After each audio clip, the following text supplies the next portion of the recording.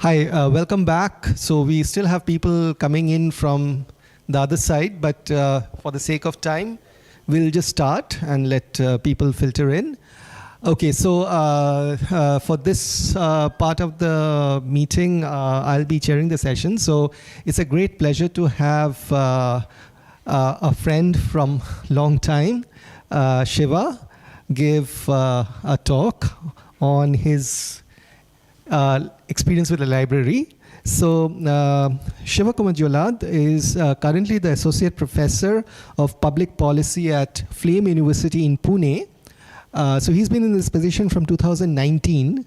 So I know him from the time when he was an Assistant Professor of Physics at IIT Gandhinagar with a joint appointment in the social sciences, where he was actively engaged in studying epidemiology. In fact, that's how we met. Shiva first came to Institute of Mathematical Sciences, where he gave a wonderful talk on modeling epidemics, and this is way before COVID became, like a household word. So Shiva has done his PhD from Penn State in condensed matter physics with a minor in demography. And his research interests include wide variety of topics like data-driven social policy, education, migration and development, and last but not the least, quantitative historical analysis. So how do you take historical data and basically analyze statistical trends from it? So without further ado, Shiva.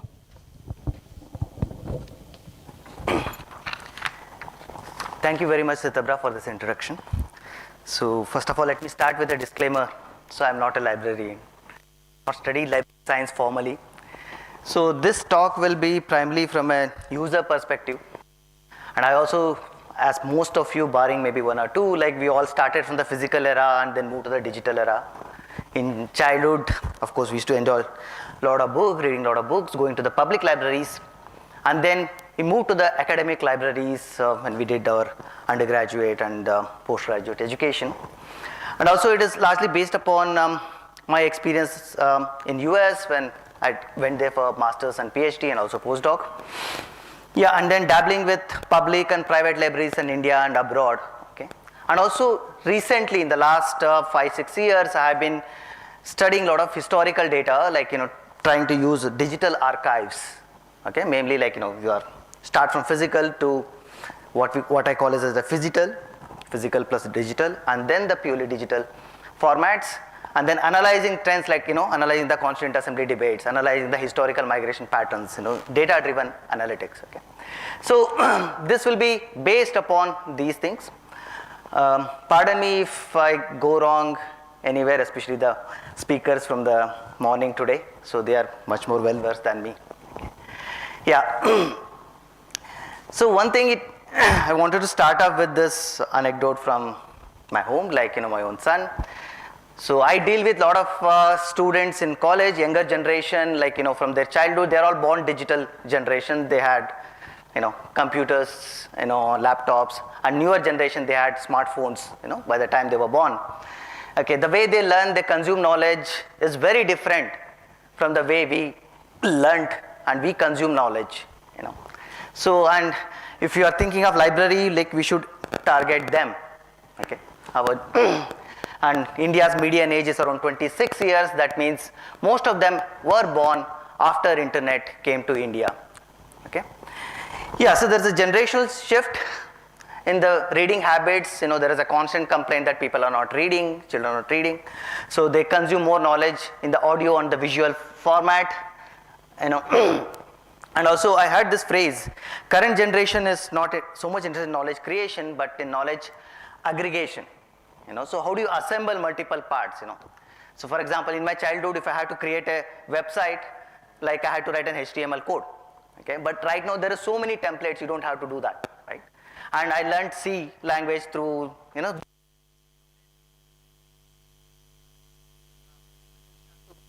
read these books. Shall I use this? So, like, there are a lot of online resources and even YouTube videos through which they learn. Okay, so even in my classroom things, when I teach something, there are a lot of textual reading materials. It is usually not consumed, right? They prefer more of the audiovisual format. right? Yeah, and more recently, this generative AI tools, ChatGPT, which eases information acquisition and analysis. Especially like, in my IT social science, like it's easy to get an essay generated out of it, or like even for coding and all, like, you can directly get things from it, okay? So in this also, like, how do you, what is the role of physical library, what is the role of books, okay? So this is my son. Suved, like, of course he occasionally reads books, okay? So, but he also learned, let's say he masters language, let's say German through Duolingo app, okay? For me to master a language like Marathi, it took longer time using books, right? So what is the use of, keeping a learn German in 30 days kind of books, okay, when you have a Duolingo type of app? These are the questions that actually comes to our mind, right? This is a broader thing. But I think somehow he's been smart. So he also said that, okay, sometimes internet can be wrong. I don't know how we got to know that, but there is false, fake news, false information, all those things can be there. And books are more reliable than internet. And also he said that, okay, we are rephrasing the whole thing. So all the information from internet comes from the people, and people get that from the books. Okay? So in that way, the traditional mode of information and data and knowledge, still has a place, until we completely become AI driven. Okay? So looking at the physical library. So in the morning, we learned a lot from Dr. Satyanarayana, and then Dr. Devika Madali, and also Venkata Kesavan sir. So I won't be having too much into this, but let me share some of my experience. In my childhood, I used to go to this libraries, Bangalore libraries. So the state government libraries, smaller ones in different localities. Okay, so they used to have traditional books, but not fancy ones. Okay, and comics and other things. Of course, there was no internet kind of things. Okay, and this is the Bangalore Central Library, or Karnataka Central Library, or Sheshadri Iyer Memorial Library, one of the oldest in Bangalore, and more than 100 years old. And this has more than 3.2 lakh book collections, right?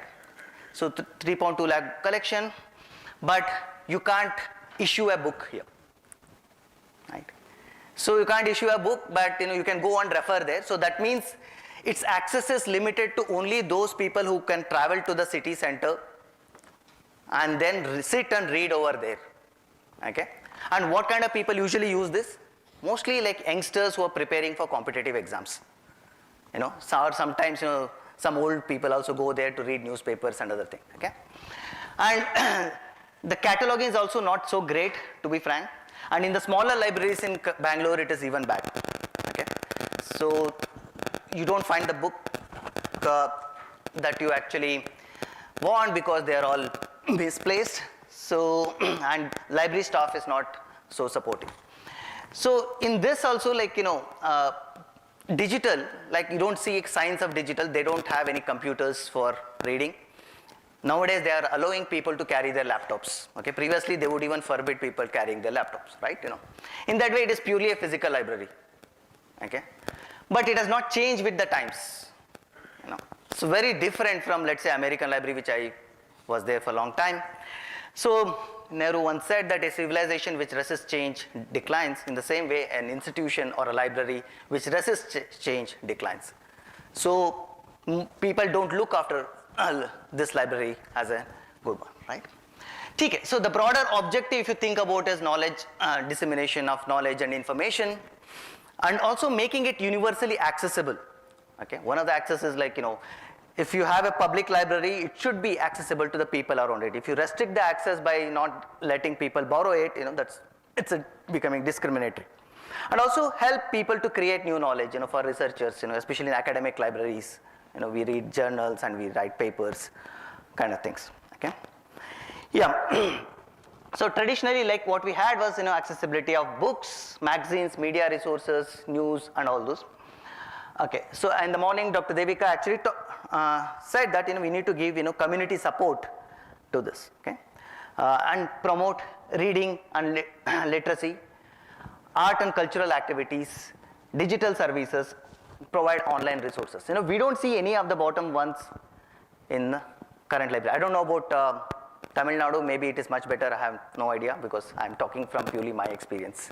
Okay, yeah, but in general, the state of public libraries are poor in like in India, right? Yeah, so now take a small library in US. This is a Jefferson County Public Library in Colorado Boulder. One of my friend actually stays there. Yeah, so and this is typically, I have gone to smaller libraries. So if you look at the infrastructure, this fantastic. Like they have a library. This is a very small county, 17,000 population, and so in that they have multiple services. Okay, so for example, book a librarian. You can have a adult reading programs for the children. They and it's actually a community center. So you can hold programs in that, and you can actually invite speakers to those. Okay, and you can of course borrow books, read magazines. There is also access to journals, and you can also do inter-library loan that we are talking about. This small library does all these things, and it is free for all the residents. Each person can issue, residents can issue 200 books. If there is a family of 3, it's like 600 books. That is the kind of thing. And it's not a big city. America has this public library movement since 1850s. Okay, and we had great people like Andrew Carnegie who donated so much of money to build the libraries in India, right? But see, they have also ensured that the space is used for multiple purposes. So a lot of community activities. Okay, and they also provide computers and Wi-Fi. There is also a service for printing. So and there is meeting room and study room. Okay, so many of these features, today morning Dr. Devika actually talked about it. These are some of the features that we desire in a public library. Okay, maybe academic libraries have many of these things, especially good academic libraries may have these things, but they are not accessible to all. Okay, in US, in Penn State, our Penn State library was accessible to the community in the state college. They could become members of it. Okay, we don't see that. Okay, so now. Okay, let me switch gears with this. So since we are talking about physical to digital transformation, okay, let me briefly and then see the transition historically, like how it moved, and then come to my analysis of the historical archives. Okay, that's why I'm talking a little bit of the history, right? So how media changed over time. Over time means you can think of 100 years, 500 years, 1,000 years, or 3,000 years. Of course, we all know in the olden times, we had oldest is like we have the clay tablets or the stone inscription that was there at multiple places. So the collection of tablets, clay or stone, they were used to communicate certain ideas or maybe some rules to the community, right? And India, we had different type of writing material: cloth, palm leaf, copper, sorry, this is spelling mistake. Copper manuscripts. So one thing you notice that these things had a longevity, like very high longevity. That's why we can still find many of these, at least stone kind of thing. But it needed a lot of human copiers, and it also had a very restricted access in the sense, especially these manuscripts used to be preserved in temples or some, feudal lords' homes or in the imperial palaces. Okay, so that means it was not accessible to all. So very few elite scholars could actually get this, and because the need for human copiers or scribes, so the number of books were actually limited. Okay, these are some of the pictures that I took. So this is the top one is the script in Majuli, Assam, and also Guwahati, some copper plates. And we had our grand libraries. Of course, we all know this. Nalanda University, which had lot of copies of ancient books, but they were all burnt allegedly by Bakhtiyar Khilji. So but most of it don't survive. Okay, so this was there. So we don't have a surviving library from that time, but from the Mughal time we start getting more well preserved materials. Okay, so Mughals used to venerate scholarship, and there were a lot of libraries. This was built by Humayun. Okay, this was a pleasure house, but later converted into a library in Delhi, but now I don't think any books are there.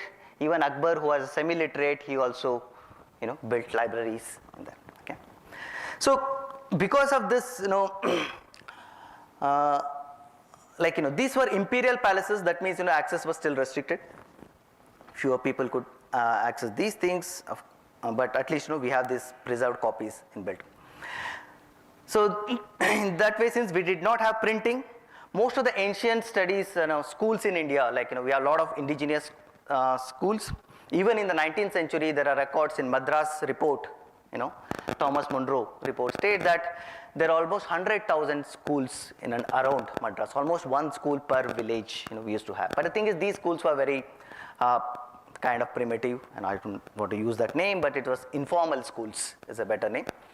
But the student did not have access to books. There were no libraries out there. So it was Shruti and Smriti. That means listen and then memorize, right? That's why we have this oral tradition because of the lack of access to books, right?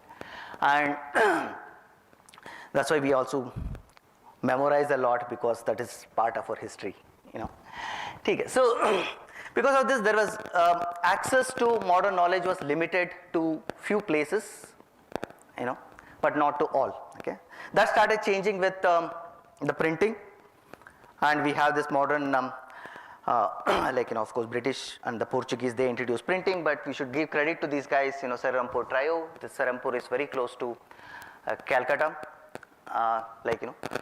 They printed books in 30 Indian languages. So that's when the first time all the Indian Tamil books, Bengali, Kannada, all these books were printed in Chennai, right? So, and also the earliest libraries, we have this Asiatic Society books, and then Asiatic Society Bombay. They were the earliest modern libraries that we have. Okay. Later, we also have this libraries during the British era, a lot of expansion in libraries happened. There's the timeline. I don't want to go through the entire thing. So many of them are still there. Okay, different parts of India, we start getting these modern libraries in India. Okay, and you see some of them are also public libraries in this list. Calcutta Public Library, if you think about it, right? So they become more and more accessible to people over time, right? So then comes the postmodern era. You see many of the contents nowadays is born digital. From the start, all the journals, everything is actually digital. And we have digital archive, and in physics itself, in 92 itself, we had this archives, where in Cornell University you could put your contents on up there. So since 90s onwards, we are seeing this, born digital content being made, and thanks to Librarian, I think today morning itself they said that they were online before the internet actually came up. Okay, and especially education institution, even in India we had this ERNET, right, Education Research Network, before the internet became available to all people in India. Okay, that was there, and and then we are making AI and machine learning. They are making information accessible to wider audience. Okay, this is the postmodern era. But I want to start with this. Either you have born digital or you start with physical and then go to digital. So for historical research, you have to go back to that older mode, like physical to phygital to digital. I will explain what this is. Okay, so now I will focus on my work. So here you see so digital libraries for knowledge creation. So these are the bound volumes of Constituent Assembly debates. I hope most of you know what the Constituent Assembly debates were from December 1946 to November 26th, 1949, for almost 2 years, 11 months, the Constituent Assembly debated about the future of Indian Constitution. Right? So we had close to 300 members who worked on that, participated in these debates, right? And we had these bound volumes, Lok Sabha Secretariat, and thanks to them, they actually did the first level digitization. They actually scanned the whole thing.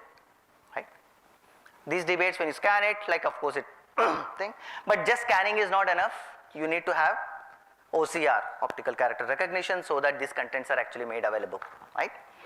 Yeah, so the next level is actually digitizing it, but even that second level digitization is also not completely useful. It is just a bunch of text. You still have to catalog them and then provide proper metadata for all of them, right? Imagine there are 12 volumes, more than 3 million words were actually spoken during this thing, okay? But people did not know this. Okay, so how do you analyze these kind of large volumes of data? Okay, traditionally people used to go to the library and then read about it part by part. It is humanly impossible to read all the things, right? Also memorize them. So the next level is actually digitizing and then making it character recognition and then tagging them. So this Center for Law and Policy Research, CLPR Bangalore, they actually took this task. They digitized every volume of this with the data like paragraph, speaker and the textual material. Okay, what we did around almost 4 years back was to get all this data and also transform them in a manner which is useful for analysis, like long Excel sheet, and also check for errors and all those things. A lot of data cleaning was needed from our end also. They did good job. I think the final version is pretty good. Way back it was not so good. So we did this cleaning. So this kind of making information accessible in a usable format, that's extremely needed for the researchers. The previous phygital is not so great. Okay. So because of this we were able to extract and analyze these things, and these are some of the results of the 12 volumes or maybe essentially 11 volumes. So you see the number of days they were in session and number of words were spoken in each of this thing. This kind of analysis cannot be done if purely from a physical format of the thing, right? So we have the data for the entire thing. So every volume, you see that the longest session was in July to September 1949, and like almost 1 million words were actually spoken during that time. Now this proper tagging of the speakers and the text also enabled us to analyze this further. In fact, get to understand who spoke the most. Okay, so this is Ambedkar speaking, and in what day they speak, how many words did they speak, okay, and the content of those things we could actually do, right? So you see that Ambedkar spoke the most. Jawaharlal Nehru in many sessions he was silent. Sardar Patel was silent for most of the time. Occasionally he made long speeches, right? So this time things can be quantified only if you have in a digital format, right? So this is historical, right? So there are other things that we discovered. There are something like H.V. Kamath who spoke next only to Ambedkar, okay, and there are few people who never spoke, okay. So this kind of information we can aggregate using NLP, natural language processing techniques, and we could also quantify them. There is something called inequality index, like Gini index, so like how unequal the debate was, okay. Thanks to this we could figure out many things like the debates were highly unequal. The Gini index is 0.76, okay, and few people, especially women, there were 15 women members out of which 5 never spoke, and the members who spoke were also in the bottom one. So this kind of tells you that unequalness of the thing, right? So other things we could also figure out which you couldn't do the purely textual analysis is who spoke on what topic, like the frequency of the words, and you see that, let's say, Gandhi was spoken, prohibition was spoken more than, let's say, socialism, okay, and Gandhi was spoken more than equality in these things, okay. We also discovered some things like like Ambedkar. We know the feud between Ambedkar and Gandhi, like that lasted for several decades. So in the entire Constituent Assembly, like he didn't speak a single word about Gandhi, okay. And prohibition, only Adivasi leaders, they were the ones who spoke the most, because for them liquor consumption is important as part of the culture. Okay, so this is what what we can get if you have start from physical to first level digitization, optical characterization, and then making it readable, okay. So in this case, this guys actually took up this initiative, CLPR folks, and then they did the whole job, and we also cleaned it up. But if libraries can do some of these things, so that makes the job of researchers much easier, okay. Yeah, so other thing that we have Now, this is a broader thing, present information in a user format, and also you have to go beyond the keywords, and make the information easily accessible. And NLP and topics analysis, right now it is the purview of mostly the data scientists who do these things, but some of these elements can also be brought to the library science, wherein they can learn use this natural language processing techniques and then catalog them. Subject classification can be made better, so that topic discovery can be made even better with this, right? Yeah, and that will help us in actually textual data analysis and visualization. Okay, this one example. The second one I want to say is this data. One is text, other is the numerical data.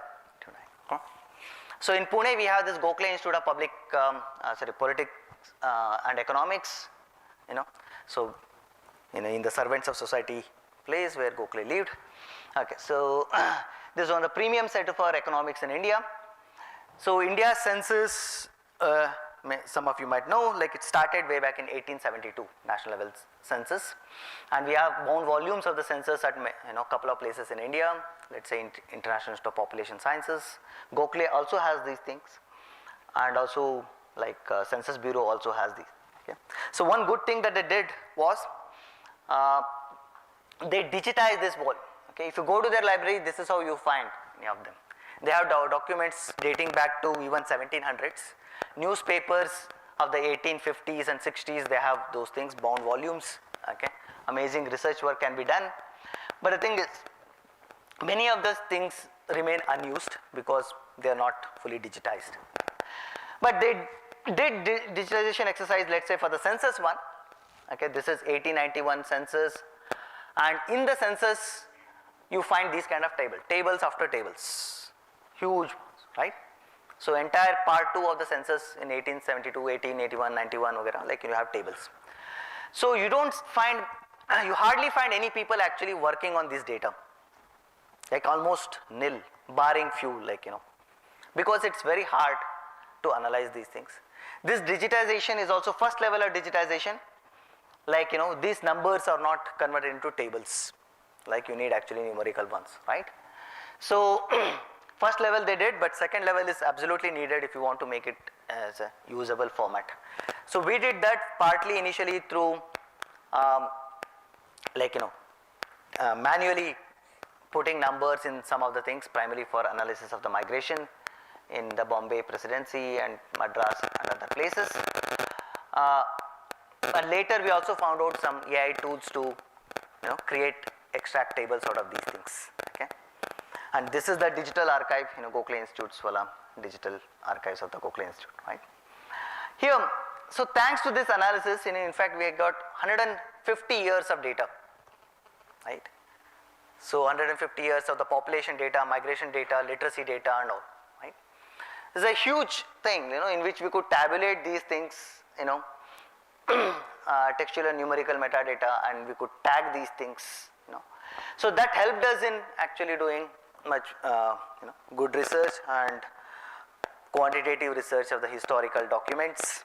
Okay, and we got some amazing results on, migration patterns in major cities in India.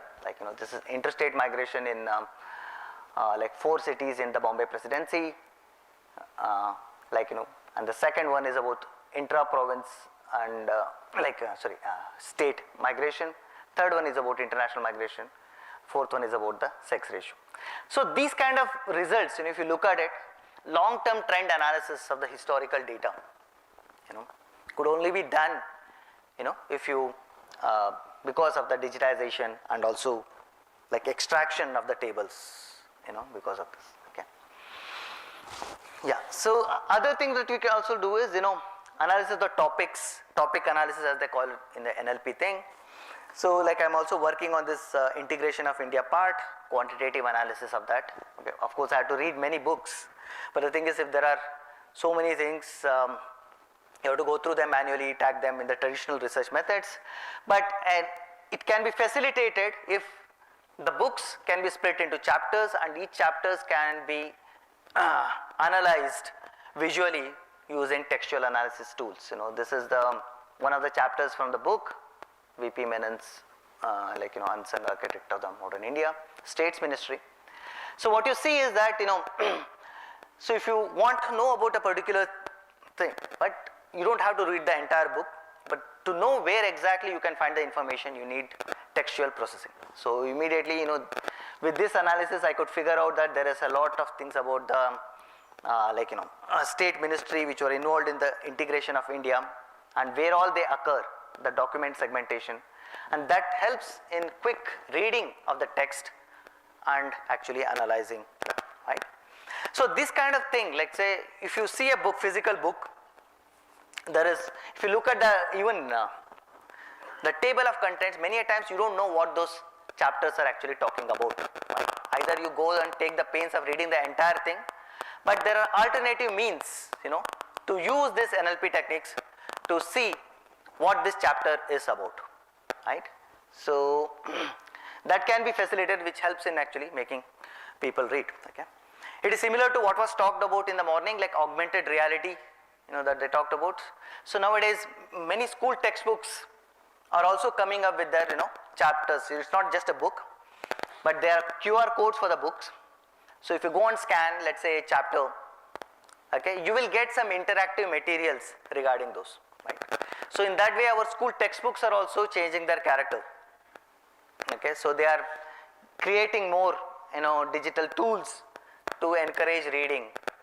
In the morning, we saw that video of augmented reality when they are trying to see how the listening actually, sound perception actually happens. Okay, so here we don't have that level of augmented reality, but we have some, learning materials which are digitized. Okay, so textbook QR codes, it can be made integrated into interactive materials. You can get automated book summaries, chapter summaries, through these kind of methods. Okay, so that's why, these books should definitely be read, but it should be supplemented with, this kind of interactive material.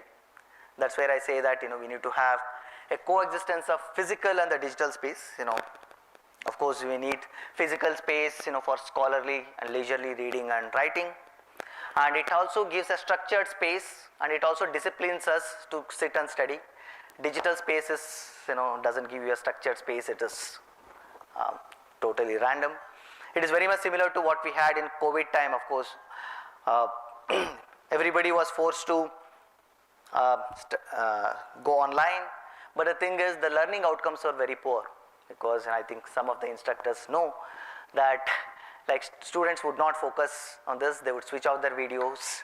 Okay, if there is purely digital space, even though a lot of learning content is available on the digital space, very little reading actually got done. But in the physical space, in the classroom, the learning happening is much more. In the same way, like, a physical space like library can provide for that thing, and it can also be, it should be a space for the community to engage and interact, right?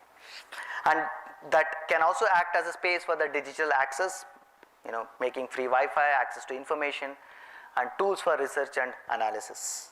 Okay, yeah, I think that's it from my side. Yeah, thank you.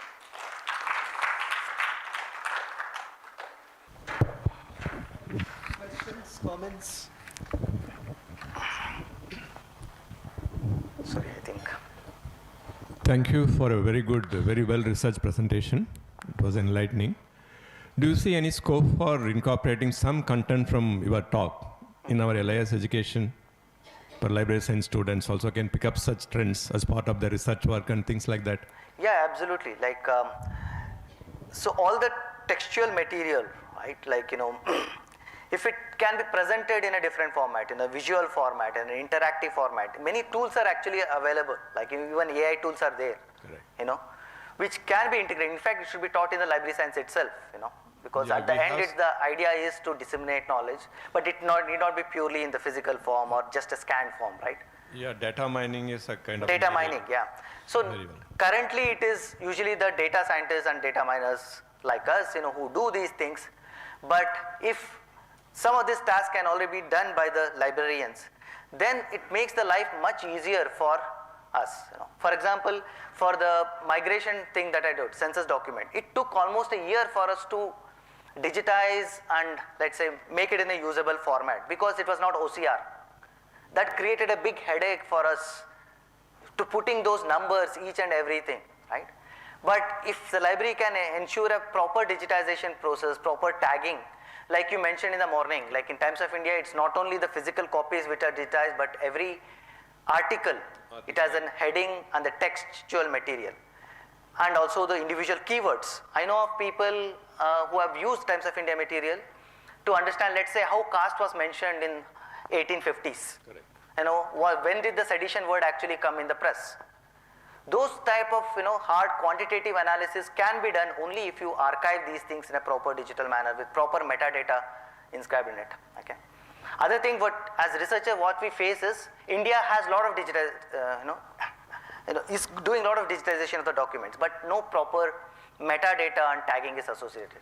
For example, Shodh Ganga, like where we have all this PhD thesis in India. So there, the problem is when you try to access, sometimes the thesis names don't come up. If you know the thesis name, then you can do. But the thing is, if you have the keywords, it doesn't show up the proper thesis. It will say chapter 1, but what is chapter 1? Chapter 1 means something, right? So how do we know this chapter 1 of this thesis contains so and so? As an end user, I want the library science folks to at least give us that thing. So that enable the crawling, web should crawl like, tagging, so that searching becomes easy. If you can't search, then the material is useless. Okay. For example, some census documents are there. For Indian history research, whenever I search the National Archive, I don't get the material.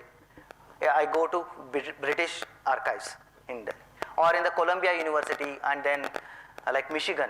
They have far better archives than India. Like, why should I go to them, like, to study India? Okay.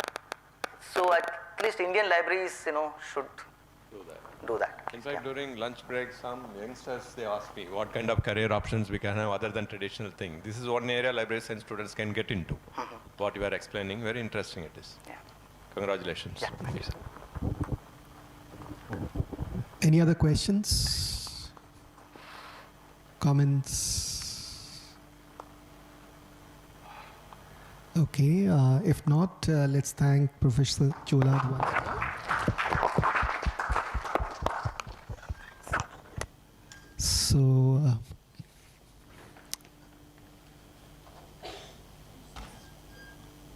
the talk is up.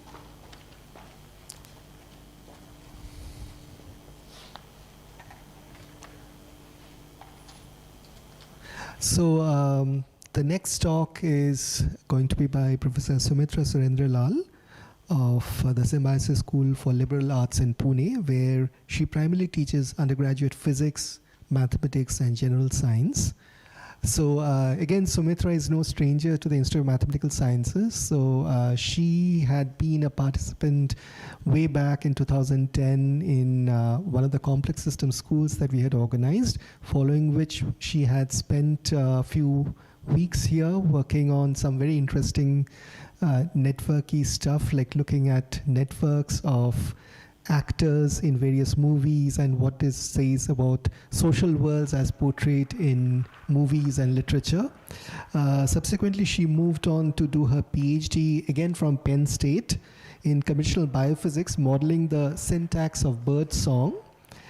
Following finishing a PhD, she taught for a year at the Sarah Lawrence College in New York before returning to India, where she joined the Symbiosis School for Liberal Arts. So Sumitra is interested in mathematical modeling of complex systems and conversations around pedagogy in the sciences, especially the two cultures debate as enunciated by C.P. Snow and what it means for the undergraduate classroom. So without further ado, Sumitra. How do I go to my first? Oh, it's up there.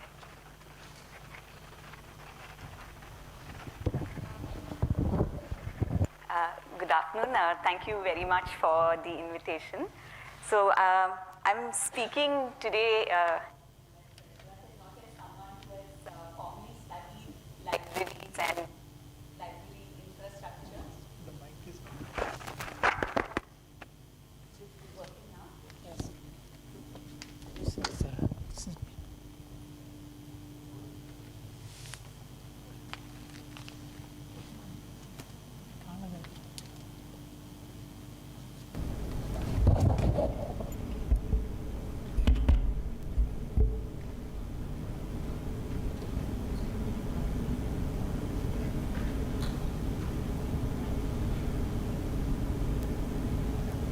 you have some time to look at that painting.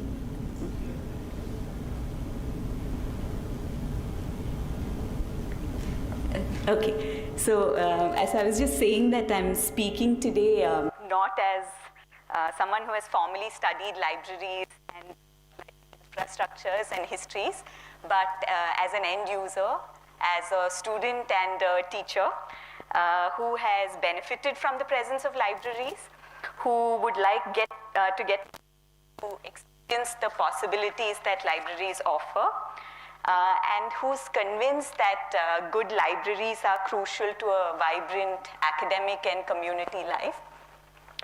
I worried a bit about not being able to speak from scholarship, say as a researcher of libraries, and that some of the things I have to say are purely anecdotal. As I prepared this talk, I decided, to my benefit of course, that perhaps there's also room for the speculative in this meeting. And I may end up asking more questions than providing answers about the role of physical libraries in the internet era, but I hope you'll see it as creating space for more conversation. So the French philosopher Gaston Bachelard, in his book, The Poetics of Space, says that inhabited space is geometrical space. In the context of libraries too, in a geometrical sense, a library may be defined by its architectural dimensions, shelving arrangements, choice of chairs and desks, the physical layout, etc. But what Bachelard's assertion implies is that the essence of the library goes beyond these. And it actually lies in the subjective experiences and interactions of individuals with these geometries. Yes, the library is a place where individuals read to engage with knowledge, literature, and ideas. However, it's not just a repository of books, but a living, growing space that sustains the collective intellectual and emotional experiences of its users around the act of reading. Each inhabitant of the library brings their unique perspectives and interests into the space. When Bachelard wrote that inhabited space transcends geometric space, he was actually talking about the home. And if we each, for a minute, imagine our own homes, if we think of our own homes, our homes become lived in through our habits and idiosyncrasies. And if we each imagine our workplaces, I think we feel the need to occupy different spaces. So, for example, I share my office seating space with others, and I periodically feel the need to get up and just walk around in the corridor just to clear my head, even if everybody is being absolutely quiet and doing their own work. At other times, I seek noisy community spaces for the pure pleasure of discussion or small talk and the company of others. I teach undergraduates, and the classroom is where the students and I gather to all engage in understanding the same thing. And for the hours that they and I occupy that space together, everything else in the world is ideally set aside. All of these, I think, are important to sustain my ability to do work. Digital spaces can also have nooks and corners and social functions, and we find our way around them as we would in a physical space, but in a way that is unique to digital spaces. The digital library has no doubt transformed knowledge transfer, consumption, and creation, largely for the good, allowing for a bigger and more diverse group of people to have access to reading material and the intellectual and social gains that come with this access. But I want to take the time I have today to emphasize that we should see the digital not as an alternative to the physical, but as different. I don't mean better or worse, because depending on the particulars of what we are talking about, it could go one way or another. I mean different. And that this difference is substantive enough not to neglect the physical or the material existence and imagination of the library. The future library should not simply transform into an advanced internet cafe. When we occupy different physical spaces and interact with the material of libraries using our bodies and our senses, we can access many experiences and ways of learning that we would not be able to digitally. I would also like to talk specifically about libraries in academic institutions. Public and private libraries have their own set of entanglements with the digital and the social, and I would say different goals and guiding principles. That's than academic libraries. And even though in the last analysis, perhaps the heart of the challenge that they face is the same as that of academic libraries, I'll try and keep the focus within academic institutions. Academic institutions themselves are of different kinds. So should the primary goals of an academic institution also in some way be intentionally mirrored or imbibed by its library? That is, should all institutional or academic libraries be the same? Or should a library at an undergraduate private liberal arts college like mine in essence be differently designed, curated, grown and accessed very differently from, say, a library in a research institution like IMSC? I would say that there is merit to aligning the broad design of the library around the primary academic goals of the institution. So when we think of and look at the college library, it's not just any place, but it's a cultural symbol that holds specific values and meanings related to reading, writing, and studying, and thinking by reading, writing, and studying, and creating by reading, writing, and studying. For example, I know that the undergraduates in my institution are assigned a lot of collaborative group work. If the library is for studying, then my library should perhaps be keenly aware of this pedagogical need within a specific setting and research the needs of group learners and what the library can do to support them. In some of our institutions, the library may be the only such learning space, while other institutions can afford to have multiple such spaces that each function independently.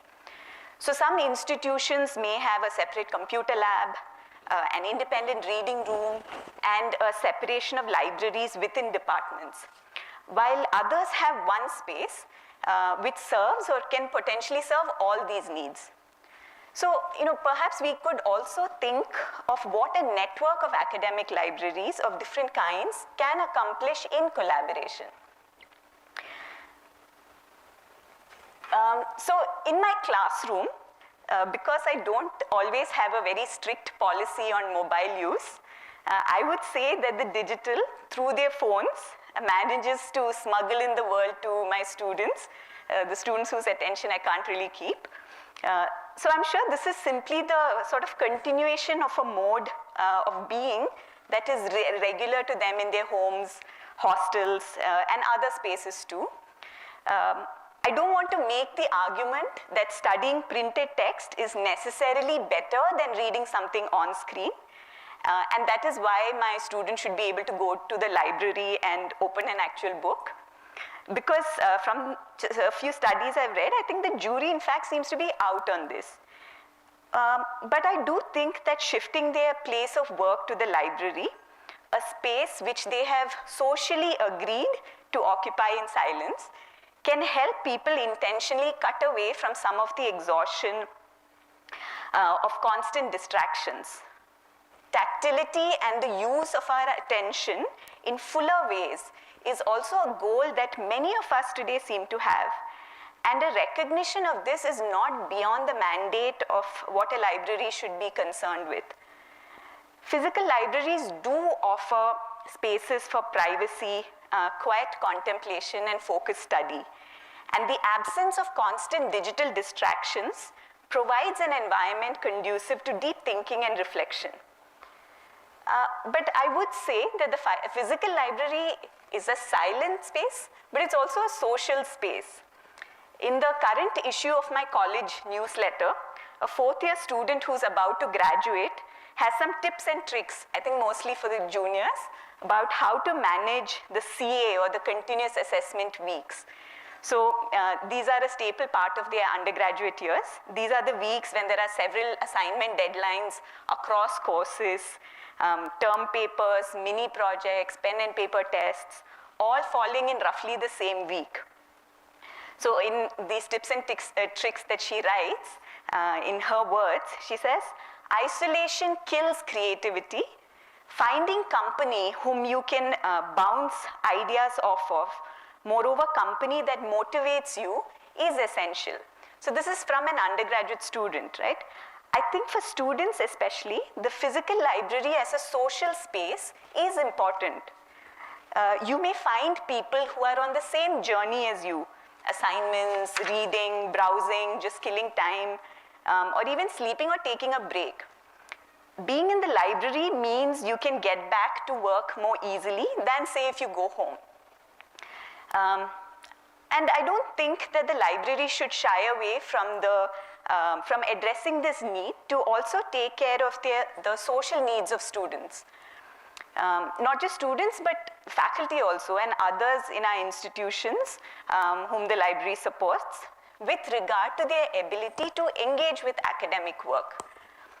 This, I think, can be done better by making an institutional effort to bring people to the physical library, even while continuing to provide remote digital access. The guiding principle for all concepts of library space has to be the best possible response to the needs of the community the library serves and its individuals. Let's also not overestimate the availability of environments elsewhere for students and others to access privacy, contemplation, or social spaces. Those in an academic institution can come from very different regional, cultural, social, and economic backgrounds. And such a space may not be prioritized outside of the library. Libraries over the centuries have sort of been constant in one thing that they have always offered readers, which is the pleasure of accessing what they could not easily buy for themselves. Spaces for privacy, contemplation, and academic socialization have to be thought of from this perspective too. We may also have notions about who a serious student is, who a serious researcher is, who a serious faculty member is.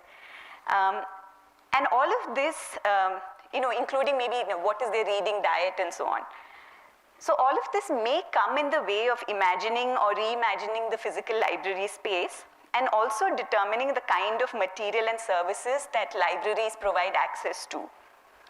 With regard to reading material, while I may want my students to make full use of the library, maybe related to the courses that they are taking or the research that they're doing, I would also like them to be more curious about life and the world more broadly. This is not to say that every person has to and will enjoy reading fiction or general nonfiction, but that libraries and academic institutions should not undervalue that which forms a more general substrate of reading. In the things that we do, we can get stuck in our ways and become blind to all but those that are reinforced in our everyday. This could be about the kinds of ideas we have about the world, ways of thinking, paths to discovering the world, interactions with people, and our notions about ourselves. As a researcher, this could mean a narrowness to our sources of inspiration, a self-reinforcing set of sources for our work, and limited perspectives. This can be true for a teacher as well and a student. So a graduate student from here I spoke to, who had just begun visiting the library only recently, described the difference that the student felt when browsing books in the library and searching things on the internet. The student felt that chance encounters with new ideas and the tactility of the books mattered. With the internet, the search is directed and focused by your own query. And even the rabbit holes that you sort of choose to go down click by click are most often local transport in some way. You know how your search result is slightly different depending on whether you use Brave's search engine or Google's search engine. This is not to say that the experience is limited to accessing material through the internet. One can also not know where to look with books, or or you can have a reading diet that effectively acts like a digital filter. However, the slowness of accessing physical material can allow for some commensurately slow deliberation about information that the swiftness of the internet sort of washes out. Leafing through books in the library, especially ones that hold, or a library that holds rich and diverse material, surveying the shelves is akin to traveling over large distances and allowing yourself the possibility of considering a broader range of material than what might be immediately useful. Both kinds of transport are important. So if we think of the curatorial role of the library, then the nature and quality of the curated resources actively shape what we have access to in our work and and can have quite a lot to contribute to our sense of new frontiers. Academic institutions, I think, also have an ethical responsibility to kind of steward the intellectual wealth that's generated within their walls. And maintaining archives, physical archives, is a tangible manifestation of this responsibility. Many libraries are faced with the question of what to do with the printed copies of journals and similar material in their possession that they now have access to through digital subscriptions and subscriptions to back volumes as well. These are investments in historical material that we should perhaps take a long-term view of and see from the lens of the preservation of intellectual heritage. They should both be digitized for wider access as well as materially maintained. Doing science is a human enterprise, and we can think of carefully curated material artifacts, be they letters or notebooks or memos or sketches, as entities that will help us build a picture of this enterprise. Archives are a form of wealth that belong to all of us, as well as future generations. We also owe transparency to the public. So if someone wants to study this enterprise and critique it, this should be possible. Ultimately, perhaps it all comes down to the economics, and I would like to suggest that the building of good physical archives, seen from the perspective of ethical responsibility, is not just a good, but a necessary investment.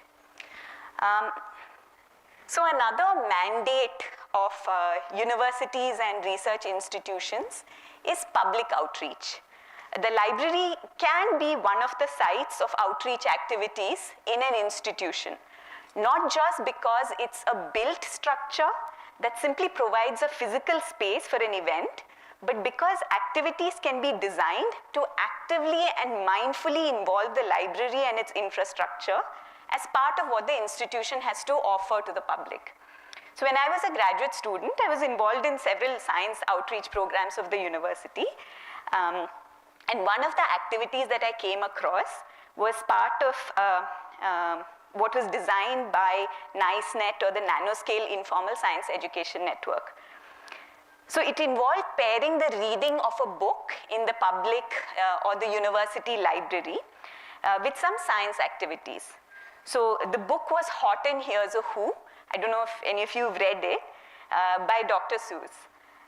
In it, that's Horton, and Horton is an elephant who hears a voice one day, but can't see anybody to attach the voice to. So all he sees is this speck of dust. And he soon discovers that there is this entire city called Whoville living on this speck of dust, inhabited by the Whos. So he can't see them, but he knows that they exist. A reading of this story is followed by an activity in which kids are shown an empty vial. It's then uncorked and they're asked to smell it, and it smells really nice. They don't see anything, but there is something there for them to smell. So this activity then leads to this whole discussion about the existence of entities at very small length scales, and specifically the nano size of molecules. So there's more to this activity, but you get the idea. So in this activity, firstly, there is the joy of reading aloud and dramatic storytelling to a group of young people, which in itself is an act of community building around the love for words and a great imagination. Then there is the juxtaposition of something from the sciences that requires just as much imagination in saying something about entities and phenomena around us that we can't see with our eyes, but can yet discover and interact with. And this is what I mean by a deliberate, insightful involvement of the library in a goal that is important to academic institutions. Conversations with those in our communities who are not a part of the institution. So I would not limit it to public outreach alone. I wonder why I haven't used the library in my own college for similar activities with my undergraduate students or with colleagues from across disciplines. Of course, it doesn't have to be hot in here as a who, but something that's suitably age appropriate. So many public libraries, I think Shiva spoke about this, and Dr. Madali also spoke about it, hold book readings and conversations with authors. As a reader, I would be thrilled if academic libraries also hosted such conversations, including conversations with writers of academic books, even say textbooks. I'm yet to attend an event where someone who has written a physics or a math book for use in an undergraduate or a graduate course sits down for a chat with readers. So what is their process and how did they decide what material to include? Whom do they test all these new problems on? Who are the other actors behind the scenes who play an important role in putting such a book together? What is the academic publishing industry like? I mean, wouldn't you like to know? I also think that outreach tends to be focused on getting people interested in the sciences or communicating the current work of researchers to help participants in these outreach programs be aware of interesting frontiers and the questions that the academic community is asking. But I wonder if outreach can also be extended to giving them experiences of understanding and also maybe doing a few aspects of what researchers do. As a member of the public, I would be very interested in knowing how, with so many researchers around the world working on related ideas and so much written material being generated around these, how does a researcher go about building the specific body of evidence their work is built on? Or how are these citation networks generated? What are their implications? This may seem like a part of the daily grind of the academic, but when seen from the point of view of an outsider, guided by the library as a mediator of knowledge, such engagements can be beneficial all around. We may also make the mistake of thinking of academic libraries as apolitical spaces. By this, I simply mean that they are not seats of any sort of contention regarding values or power dynamics or resource access about what kind of knowledge should be consumed or produced. But this is simply not the case.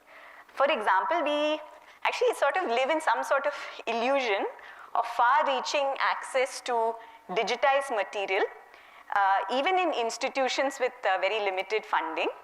But I suspect that the real access that we have is being hidden by individuals' ability to use sources like Sci-Hub and LibGen to procure what they need.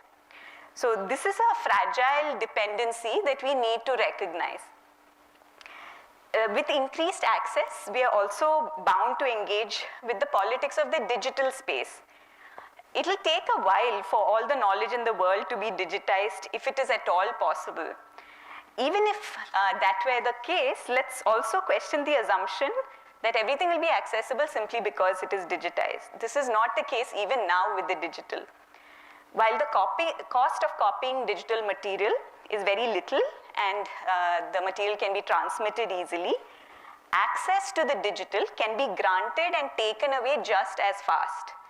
From the point of view of freedom, it is also important to recognize that the preservation of digital material, depending on what we are talking about, may no longer be in the hands of the library in many ways. And in many ways, libraries are beholden to companies producing and hosting the material. The digital and the physical are also intertwined in other non-trivial ways. Actually, Professor Subbaiah Arunachala also referred to this example in the morning. He talked about the British Library, right? So 2 months ago, at the end of October, there was a ransomware attack on the British Library databases. They lost all their data, including personnel data, which this was subsequently sold on the dark web. Now, since library catalogs are all electronic databases and user data are too, what happened was that their patrons lost access to functions like checking out physical books as well, which is in some way ironical, right? You lose not just access to the digital, but through the digital to the physical. So there is an intertwining there that is not that straightforward. Finally, all libraries are the product of selection, a process of selection. Faculty, other research, and students may not know about the political and economic ecosystem governing the sources that we have access to and what we get to see, read, and even write about. Librarians and other library staff who directly work with and who are trained in dealing with precisely these details and form a group that has a sort of zoomed out perspective on this situation, can educate others in an institution on the way their libraries are run. All of us in academia should pay active attention to the functioning of our academic libraries, the changes that our libraries are going through, and what our libraries' plans are for the coming years.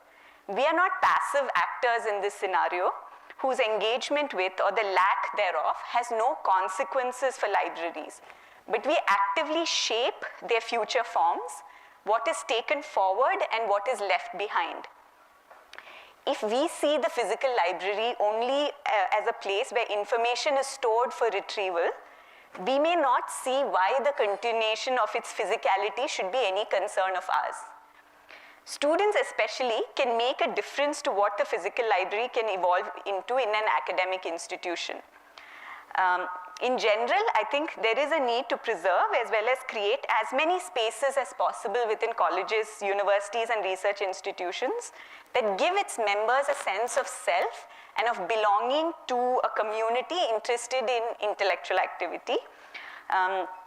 Students should therefore be involved in what is happening at their library and also actively interact with librarians, library staff, faculty, and the administration about what actually matters to their academic well-being and how the library can support them in achieving this.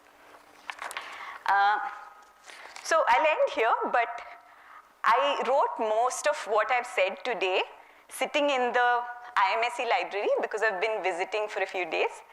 I've grown particularly fond of this spot on the second floor with a writing desk and chair right near the large windows, from which you can see the rain tree.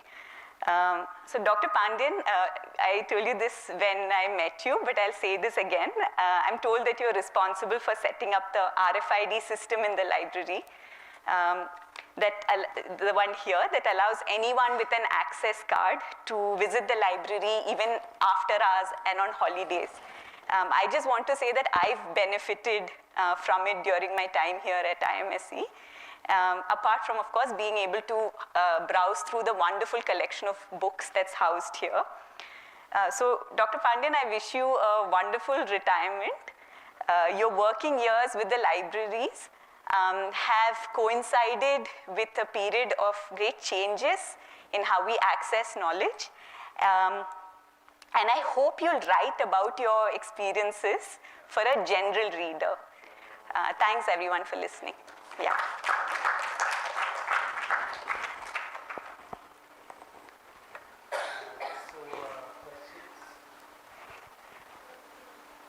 Questions, comments?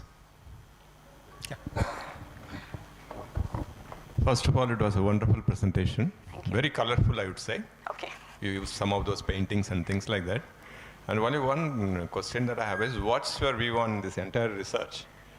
About libraries stop thinking about the library space. Are they happy with the library space, what they get as a workplace?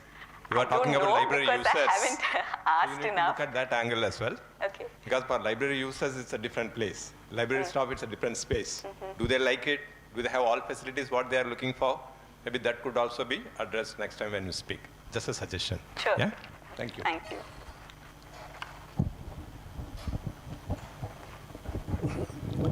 I enjoyed the paintings Oh, okay. more than the talk. Okay. Okay.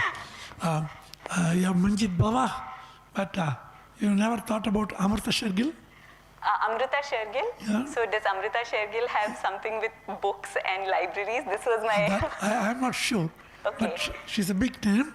Maybe you could use. So I've not yet found an Amrita Shergill with a, with a book or anything to do with libraries, but yeah.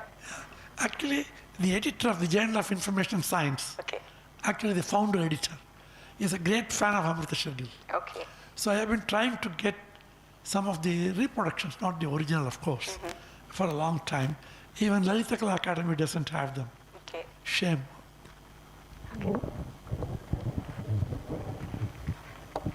Any other questions?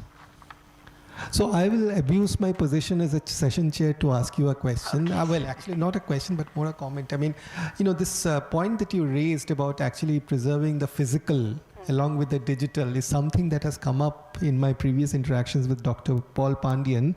So it turns out that, I'm actually the more conservative guy. I think the physical should be preserved. Although I do get his argument that, we probably don't have space to preserve all the physical. But, this is something that I discussed with a visitor from Spain, who also is in the library committee of his university, and he pointed out that we have no clue about the perishability of the digital. For all we know, this all this digital media could be much more fragile than the paper. So, without knowing like how long they can last, should we just, summarily get rid of all the physical?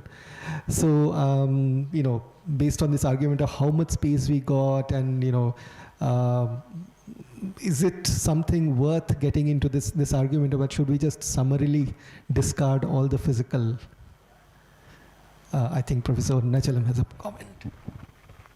Right this morning, I have brought a laptop and it couldn't be connected. So they wanted to take it on a pen drive. The pen drive that they have wouldn't slug into my, the hole provided for that. I mean, there's no standardization. I have a 3-pin plug for charger. It doesn't go into this. So I have to use an adapter. So technology is never the solution, because different places and different times have different technologies. So especially after a huge collapse in the British Library in London, 2 months, and since they are not able to bring back the services, it's a big shame. Technology, ransomware. So depending entirely on technology is stupid.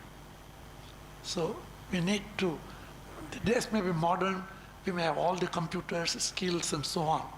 But I think go ahead with the technology, but retain your paper, retain. So, maybe I'll go off by kind of saying that, I hope I made the point that,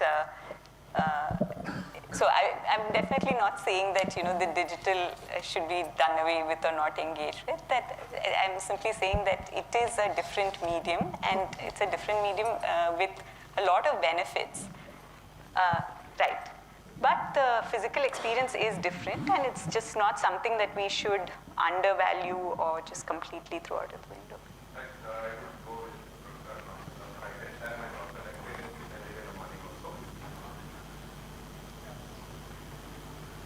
During my session in the morning, I talked about digitizing Times of India as a newspaper right from the beginning. Yeah. Even though we have advanced technology, digital archive, everything is working properly, we still maintain the original bound volumes intact in a less costly location. We are maintaining the microfilm source also as it is, including positives as well as negatives, and digital archive also with the remote backup. Because you never know when we will lose a digital collection. And these are rare copies, you will not get it from anywhere. Similarly, that applies to any institution. If you have got a hard copy archive, even though if you digitize them, you should find a less costly location to preserve them and keep it forever. Because once you lose your digital collection, if you don't have a original source, you will never get it. Because these have been maintained for hundreds of years by different set of people. Yeah. You will never get it. Thank you. Can I just one last thing, which is that I also, I was trying to see what is driving this sort of, in academic institutions, thinking about switching to digital, right? Is it on the basis of, so as a teacher, I'm interested in when students are actually reading material, does it actually make a difference when they read in print and read in text in terms of what it means for cognition and so on, right? So I'm not sure that a lot of these decisions are being made on the basis of what it means for learners. There is at least in the Indian higher education context, maybe I don't know where to look, but I don't see enough studies being done on what this means before these changes are made, and a lot of the changes seem to be driven by economic arguments and other larger institutional policies, not really thinking about what it means for learning. And it would be really nice if libraries can support this sort of work that feeds into their own evolution as well. Yeah. And in this context, specifically a student and what it means for learning. Yeah. There was a question. The presentation was really good. Thank you. Congratulations. Thanks. And myself, Kalpana from Indian Statistical Institute. I am from library profession. From a professional side and from a end user side, both way I think that digital collections are really distractful. Okay. Because I'll get a comfort and read the content without distraction from a physical book, and I will never get this experience from a digital screen. And it is, see my specs. No. I think everybody is used to the specs at a very younger age only because of the screen size, space. So this was not the case actually in older generations. So this is the thing, right? Like, so I'm not sure if that's the way to think about this completely, right? So, and I'd still maybe go back and re-emphasize this, that I think depending on what you want to do with the library or with the material, the digital may be better than the physical, or the physical may be better than the digital, right? It really depends on what you want to get out of it, right? And that we have both possibilities is important, and it's important to kind of retain. So from my usage or from my experience, I'll use all the search things from the digital environment. But once I locate it, I'll go to the physical version and read it. Okay, so this is also something I think we don't know enough about, which is that how are users, library users, actually interacting with the physical and the digital library, right? Like, what are the use patterns? How are our students actually using our library and resources? So here are more questions that somebody should be looking at and working on. Yeah. And at the last solution, I used to take a printout of any chapters or journal articles, then I'll read it from the print. Because I had to get a better option, at least to save my eyes. Yeah, it's what you're used to, right? My students who are digital natives may be used to a very different mode, and so maybe I need to figure out what the exact same thing means for them as well. Yeah. So definitely coexistence is the need of the hour. Absolutely. Just I want to summarize this. See, this debate can go on forever. There are two set of debates. Some old generation people, they even today, I would say that I would like to read a fiction only as an hard copy. Long reads, it's better to read a book. But if you are looking for something as a quick reference material, use the digital archive or digital tool as retrieval tools. You can download, search, maybe take a printout and read. But the other point she trying to make was, like, if you go into any online source, you are reading something, suddenly something pops up. Then you will get into that link. You will forget what you actually wanted to do. Then you will go on to some other link. That distraction is always there when you go to online. You will be watching something on YouTube, an interesting video, something else will come up. Then you will forget about your real purpose. That one need to avoid. That depends upon your own temperament and mentality. Further, there is no solution. Thank you. Actually, while my entire talk was anecdotal, but I think all of these are anecdotal, right? And I think I'm just advocating that we need to systematically and academically study this before we are able to kind of make those switches. So on the, My son is a new generation guy. He's doing his MD in JIPMA. I gave him a whole lot of physical copies of books. He still prefers digital copy. And even his textbooks, to take a notes, copy paste, write summaries and essays, he still prefers. He loves physical copies of books, but when it comes to his academic work, he prefers digital. Yeah. All right. Thank you for your comments. Yeah. okay. So on that note, let's thank Professor Surendral once more. So we break for coffee. Coffee is right outside, and let's try to get back in 10 minutes so that we can start the final session.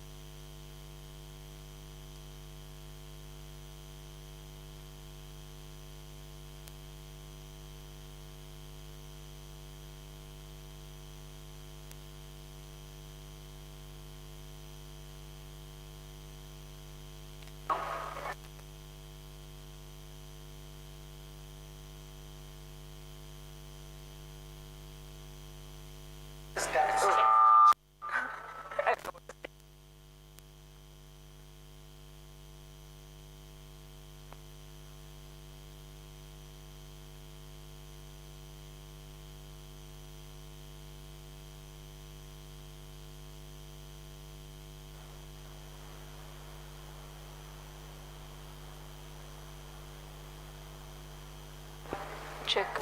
Okay. Still not. Hi.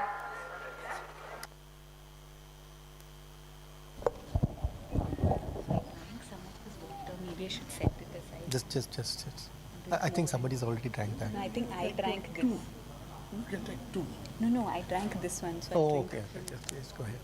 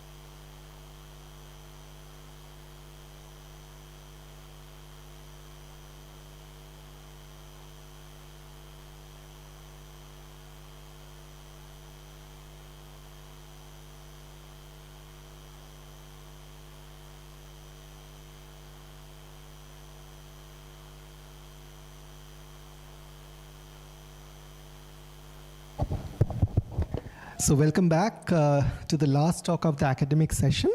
So this presentation would be by Banu Priya. So we have run the entire gamut from public libraries to institutional libraries, and now we'll be hearing about community libraries. So Banu Priya has been running a free library called Reading Space in Cuddalore for 2 years, ever since COVID lockdown. And she started off being a reader who then turned this passion into her life work, and has had a very rare experience of running a community library for several years now. So we'll be getting to see a very different librarian experience from her. So without further ado, Banu. Hi. Good evening, everyone. Thank you for seeing us. You can hear me, right? Okay. Yeah.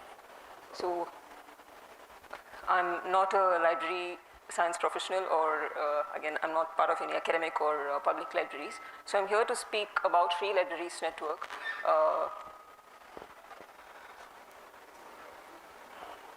Free Libraries Network is a part of a collective of more than 200 community libraries, library activists, and researchers across the country. So these are libraries in different cities, towns, or remote villages in different states of the country.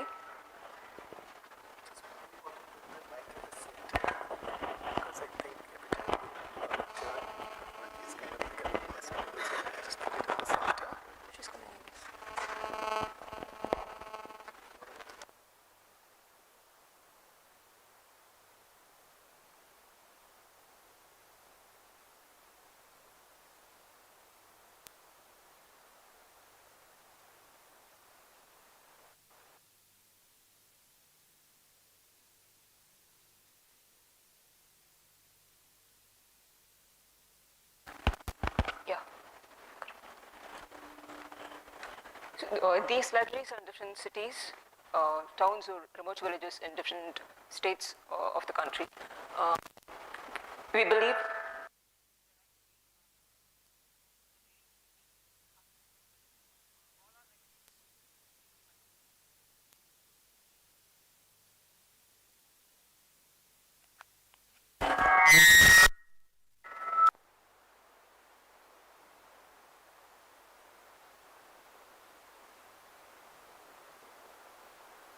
the sound. Just leave it.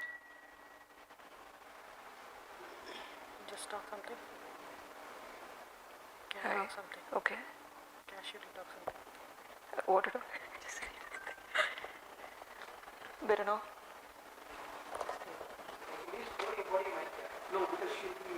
I need to go down. Maybe the podium will be switched off. Yeah. Oh. Yeah, you have to raise. So we believe in the right to read. The reading is for all. So all our libraries have equal access for everyone. And when we say free libraries, we offer free membership. There's zero deposits. There's no late return or a lost or a damaged book. We don't ask for any identity proof for admission. It's completely free, and it's also inclusive, meaning we welcome readers of all caste, religion, gender, sexuality, ability, or culture. So it's free from discrimination as well.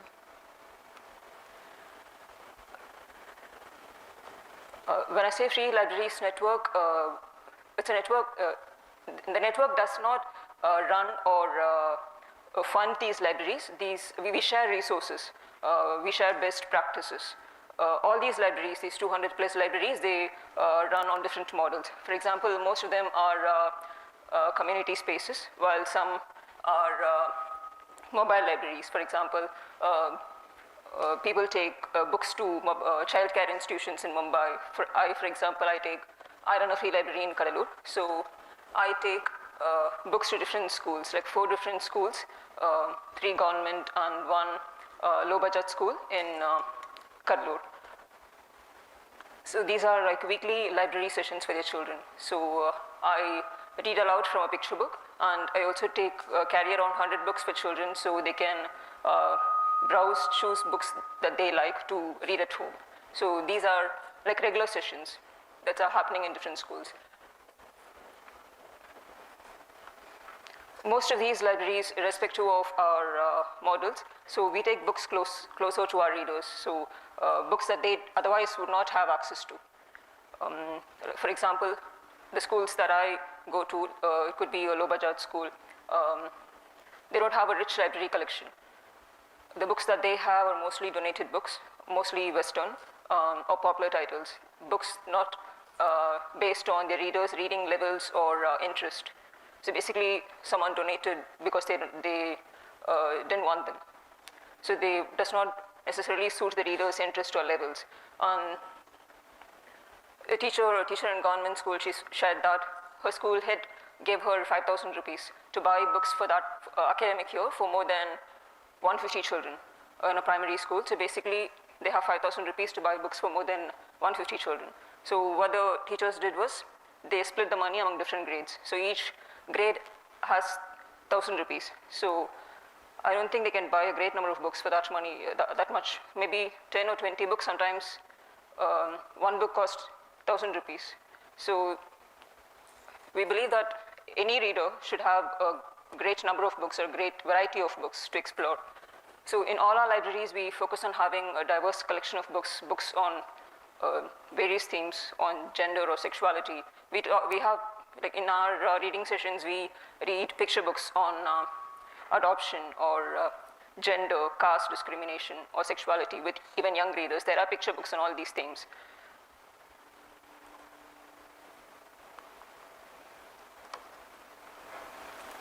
And most of the readers that our 200 plus libraries cater to are mostly first generation readers. Those have been historically excluded. They do not have access to books or education. So their first relationship with books begins in a physical library, in a physical setting.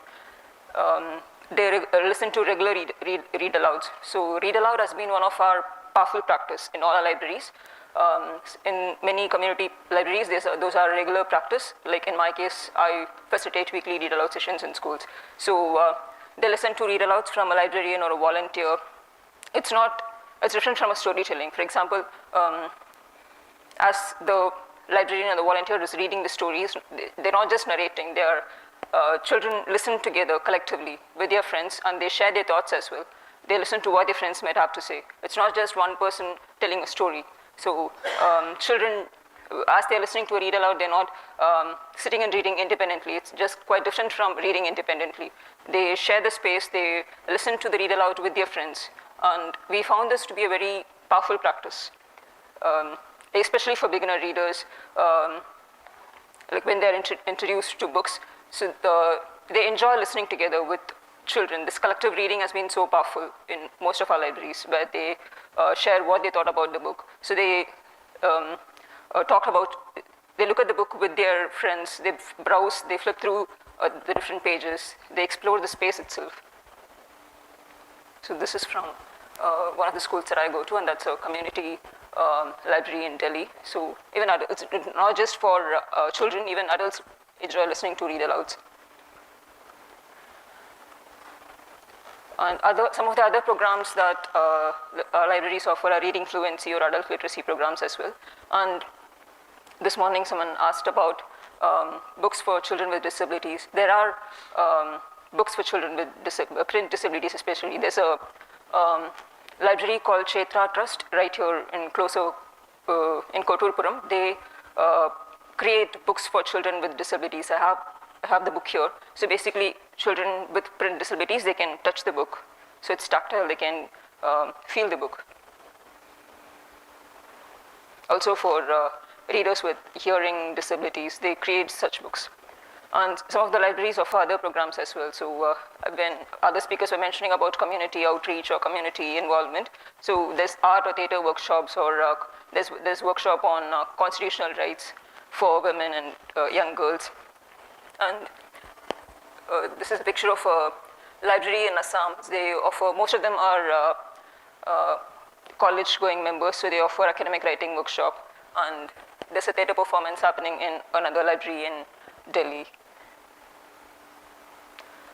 They also offer, for the college-going, or their members who have just finished school, they also offer college admission support. So because these are information that they wouldn't get outside easily, so they know they can go ask for help to their librarian.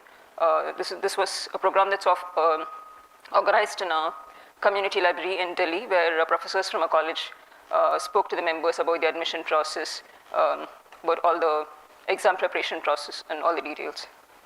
So they don't have to do this or go through this alone. They know where to get help. They can do this with their friends. This is a library read aloud happening in a park. So they're basically people who are working in a park, so they get to listen to a story for a short while. And this picture is of this is from Ahad, a village in Amravati district in Maharashtra. So the librarian, basically the village has a population of around 400 people. And the librarian who runs it, Shanti, she's the first postgraduate person from that village. The village has a government school, which is Marathi-run school, but most of the people, they speak, it's a tribal community called Korku. The language, they speak Korku language as well. And the second language that they're most familiar with is Hindi. But the government school is a Marathi medium school. She runs this library from her home right now. So mornings, the sessions happen in her library. And in the evening, she basically takes books and sets up pop-up libraries in different lanes. So people in the village can also access. Now, I think this year they're also trying to get help from the Gram Panchayat, so they can have an independent space for the library itself.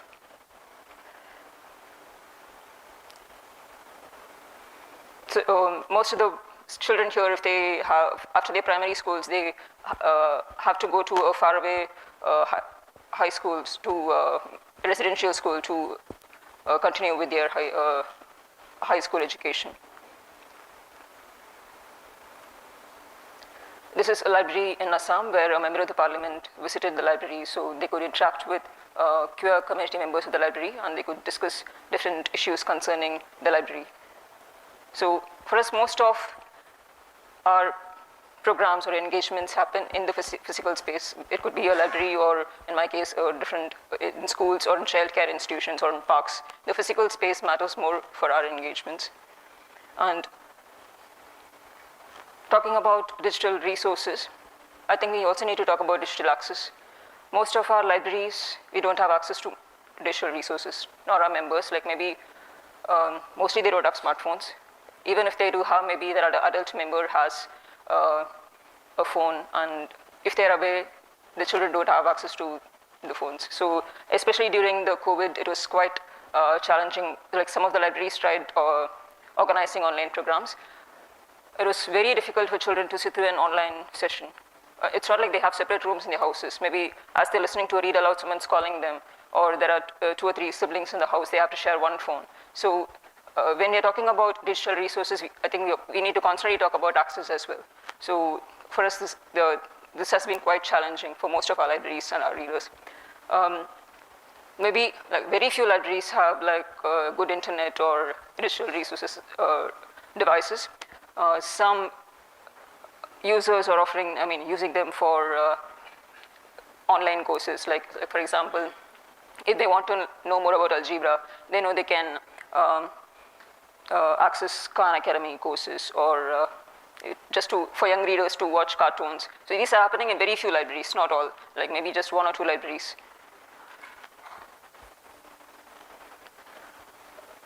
Our key programs are Books for All. This is any FLN member library can avail books from our Books for All program. So basically these are books that the network buys.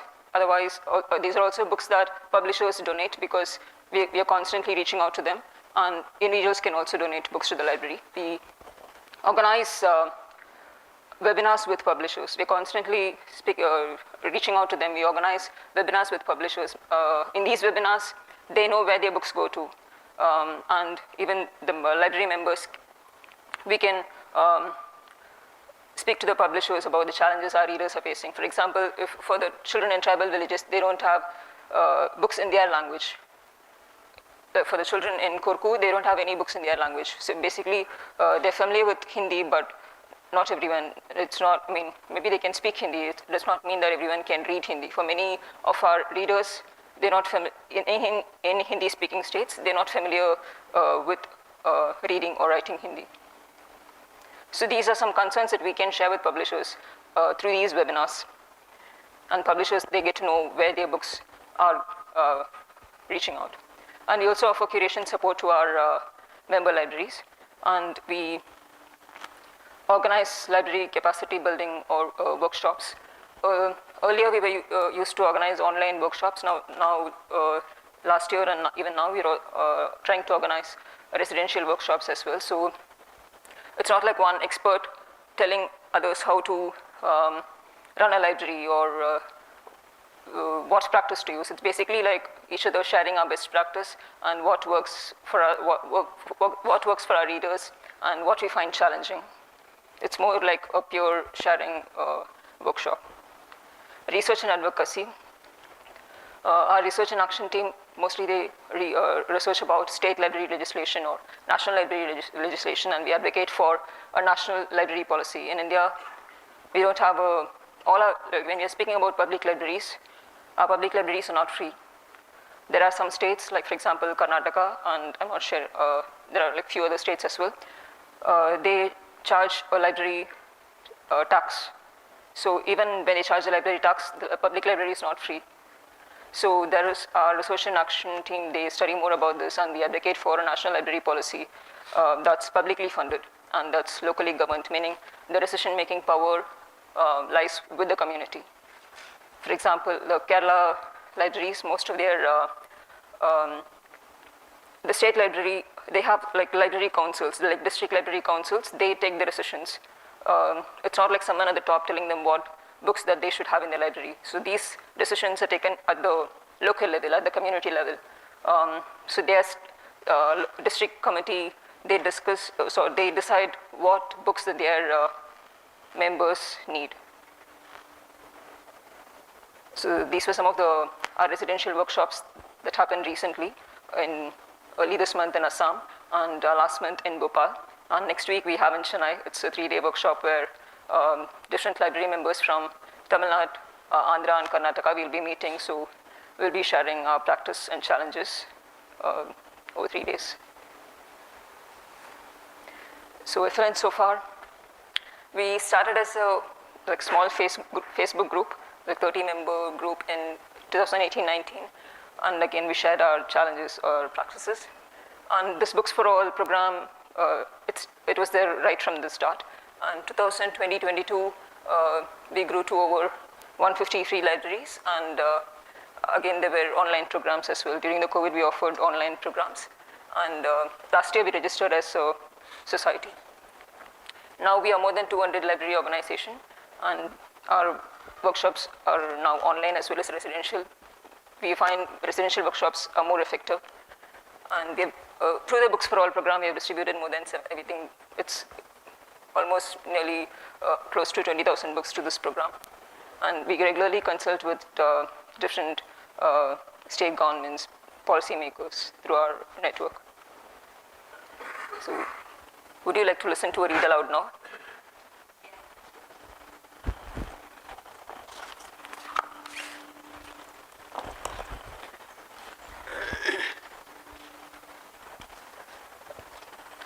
What the Dark Sounds Like, written by Aparna Kapoor, illustrated by Krishna Bala Shenoy.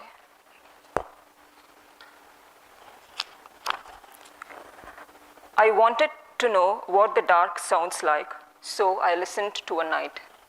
What does dark mean to you? Like, I'm asking you, what does dark mean to you?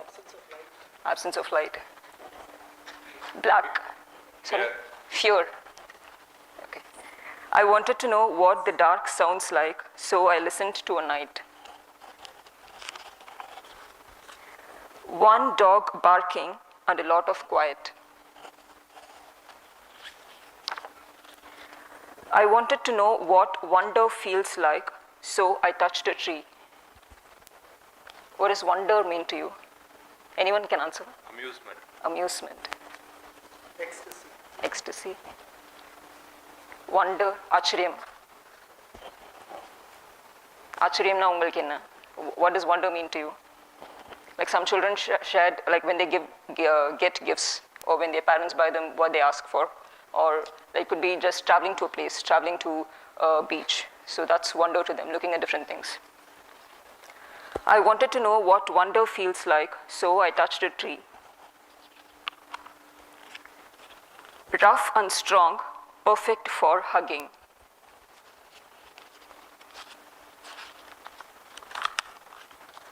I wanted to know what love smells like. What does love mean to you? Anyone? Good feeling. Good feeling. Love. Sounds like my mother. Mother. Sorry? Care. Care. Care. Care. Smell of Mysore sandal soap. Okay. It also means confidence. Confidence. Some children shared when my parents hug or fondle me. When my brother, who usually fights with me, but he cares for me when I injure, so I feel love then. Love is when my friends hold my hand. It's when my sister hugs me. So love is when my parents, when my mother and father, they don't fight. That's love to me. I wanted to know what love smells like. That one was easy. Cake, and the one who bakes it.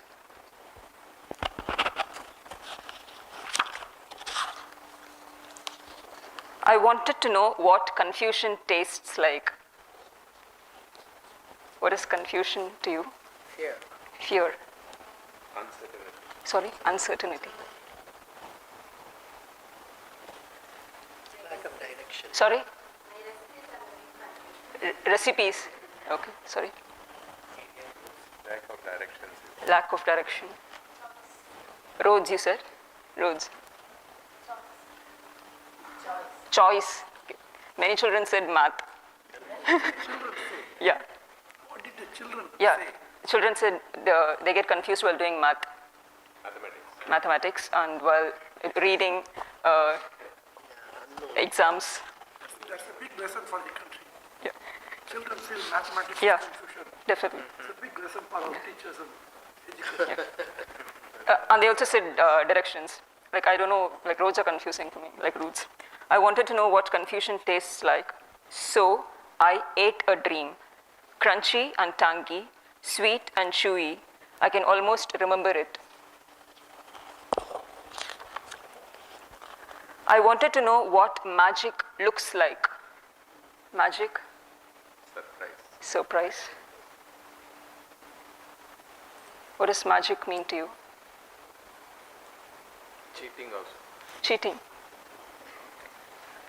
Mystery. mystery, And also fun. fun. Okay. That's magic? Really? Okay. Oh, waking up is magic. Sorry? Sunshine. Suspense. I wanted to know what magic looks like, so I looked up at the clouds and down at the mud.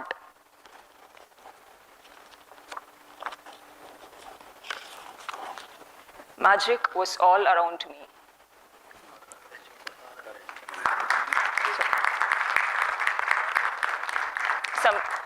Some children said, You are not doing a magic because that book had so many pages, very thin. no, yeah. I hope you didn't do a magic. No. No, I read everything. Yeah. For them, magic to them was like playing with your ID card. And they showed me like playing with your hands. They do something. It's magic, they said. This is magic to us. And again, someone said, a pigeon laying eggs and looking at the moon. So these were some things that children shared. Yeah, again, this book is available online in different languages as well. But again, the question of who has access to these resources, even it could be a smartphone, not everyone has a smartphone. It's, yeah, this book is available in different languages. Maybe in print, sometimes it's, they don't print in so many languages sooner. That takes quite a long time. But yeah, in different languages. Great. About 17,000 books.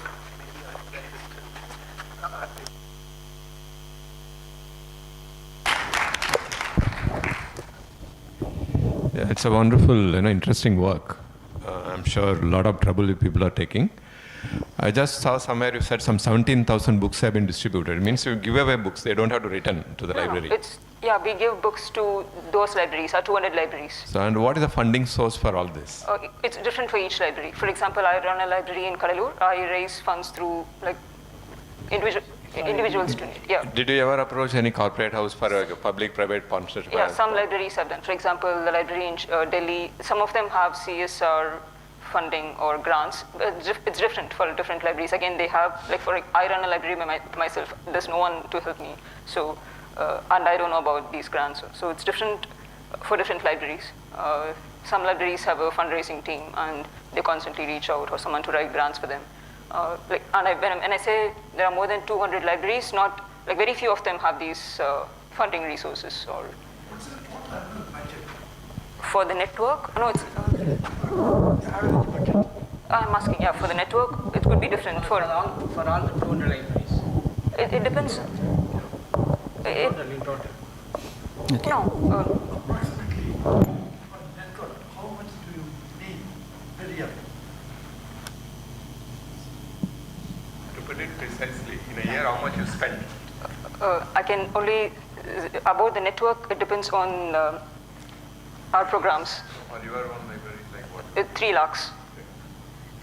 For some libraries need, like they have different branches, they need 1.5 crore. And most of these people are volunteers. No, they are like paid, they have a staff member. Are there salaries? Yes. Again, I don't volunteer, I raise funds. Some of them, depending on their resources. Many libraries that I know, they raise funds, like 1.5 crore is a budget for a library. So they have salaried staff. So the library that I showed here, like people reading to parks. Some of them are from Cuddalore? No, different parts of India. There's just one, me from Cuddalore. No, just me from Kannur, that's all. Part of this activity, do you also help people to become entrepreneurs, start their own business and things like that? You guide them with material? Because in rural areas, that's an opportunity. People have got some small amount of money, particularly women and things like that. They do painting, local work and things like that. So this network can be extended to that activity also. Okay. Entrepreneurship development. Yeah? Just a suggestion. Thank you. Yeah, so We do research on them, on their policies. We speak to policy makers, but it's only like on an engaging. I personally don't know. I mean, I can connect you with our research and action team, so maybe they can. Yeah. Okay. Now you referred to advocacy on the formation of what's it called, national library policy. Yeah. Right. A few years ago, and there was a committee set up by the Culture Ministry, and the committee gave a draft report, and the draft report has still remained a draft report. Yeah. So I just want to tell you, maybe you can pick it up, but that's too old a report now. Yeah, it's. I mean. But that never went to. It was never. Made a. As a legislation. Accepted. In India, I don't know why it was just left as a draft report. I think there was also this discussion to include this word free, and there was a lot of hesitation around making it as a, including as a national, as in state libraries should be free. There was a lot of hesitation around making it. And even when NEP, National Education Policy, was formulated, at the time some of us told them, why not a supplementary policy as a national library policy? Somehow the team did not exactly concur with the idea, because it was largely focusing on higher education, not all libraries. Yeah, so anyway, the library actually, maintenance of library comes under state subject. So a lot of states have their own individual policies. Okay. So parallelly you are doing, it's a private initiative, depending on the funders, you are scaling up. Like, there is, if you want to take it at a policy level, like, so there are some governments, Karnataka in the last 3 years, they did this Oduva Belaku project. Every Gram Panchayat in Karnataka, now they devolve the function to the Gram Panchayats to maintain the library. They involve the corporates, CSR funds and all. So like that is Uma Mahadevan, she was one of the RDPR secretary. Like, she spearheaded. So my broader comment is like, you can definitely have this, it's an amazing thing, but unless you involve the government, you cannot scale it up to the level. Okay. Yeah. You can have this national library project, like a national library policy, but policy is a broad guideline, especially at the central level. The states have to come up with their own acts. Okay. One problem with, I mentioned that Karnataka Central Library, they are underfunded. So, and they are totally neglected, like, the library that I showed. Okay. They collect a library tax. Huh? Karnataka collects a library tax, public library tax. Public library trust. So, but there is a lot of thing that can be done if you devolve the function to the Gram Panchayat level, involve the communities. I think today morning also the speaker, Devika, I think, she mentioned about involvement of the community, participatory approach to libraries, that may be a better option, and also involving the private parties like CSR funds.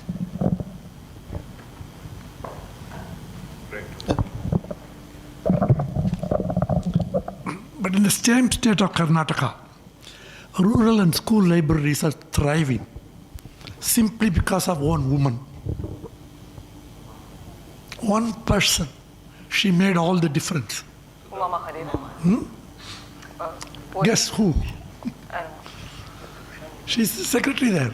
Uma Mahadevan. Uma Mahadevan Das. What? Uma Mahadevan Das. Yes. Uma Mahadevan. She made all the difference. So, these are all nothing to do with the state. It is all to do with individuals like you and people. So if there are no further questions, then let's thank the speaker.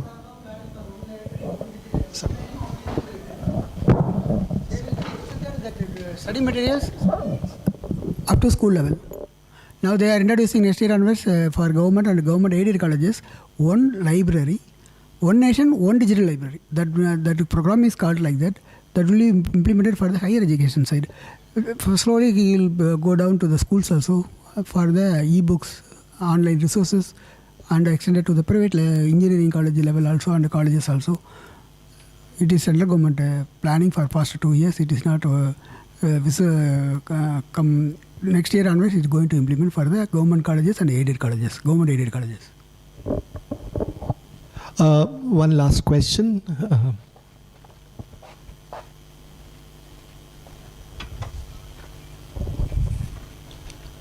Yeah, so this is just a comment on your talk. So we saw a lot of talks in which, so the whole point of this kind of conference is to see how internet is relevant in this current physical library scenario. But the question is internet equally accessible to all? And is internet or is learning encouraged in all levels of social hierarchy? It's not. That's only something people can do. And moment you say library, you immediately think of something that's fixed in one place, right? But you think of something that's portable and it's coming to you. And that's not something the internet can do. And that's only something that people can do. And yeah, and internet also cannot fascinate me unless someone like this comes in and fascinates you in the first place. And that is something only physical people can do and not an internet. So, yeah, thank you. I think for us, in most of our libraries, we found this, like what happened just right now. The Read Aloud has been one of our powerful practice to build relationships with books with children, as well as for us, for libraries to build relationships with communities themselves. The last question. Okay, let's thank the speaker once more. So before we start the felicitation ceremony, it's my pleasurable duty to give a vote of thanks. So, in a meeting like this, it's always, the organizers are just the tip of the iceberg. They have to depend on zillions of people to make sure that everything works. So this meeting is no exception. So let me thank all the invited speakers who agreed to come and spend time and talk to us, and the participants, several of whom are coming to the Institute for the first time. For the smooth organization of the event, I would like to thank, among others, our catering team led by Mr. Krishna Balaji. So his team had been, making sure that the tea, coffee, and the lunch, and also the cafeteria is running completely on time.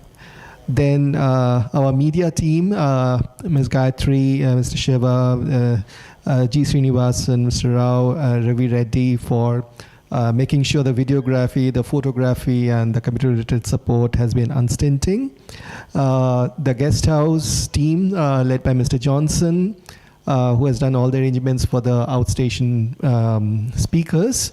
The local transport has been arranged by Mr. Johnson, and the drivers of Permanent Travels have been picking up all the outstation speakers. The electrical team led by Mr. Mohan, Mr. Thanarasu, Mr. Movindan, Mr. Vijay Kumar, who have done all the arrangements in the auditorium.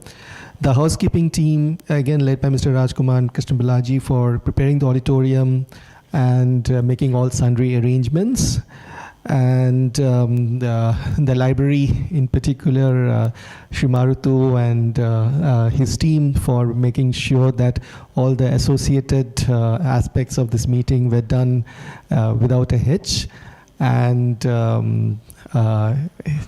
last but not the least, I'd like to thank our wonderful office and accounting team for making sure that the funding and all the arrangements for making this feasible was done without any problem whatsoever. So I'd like to thank our registrar, Srimati Vinyalata, who unfortunately could not be present because she's out of Chennai for personal reasons. Srimati Indra, who is actually in the audience right now, and our director, Professor Ravindran, for his unstinting support for this event.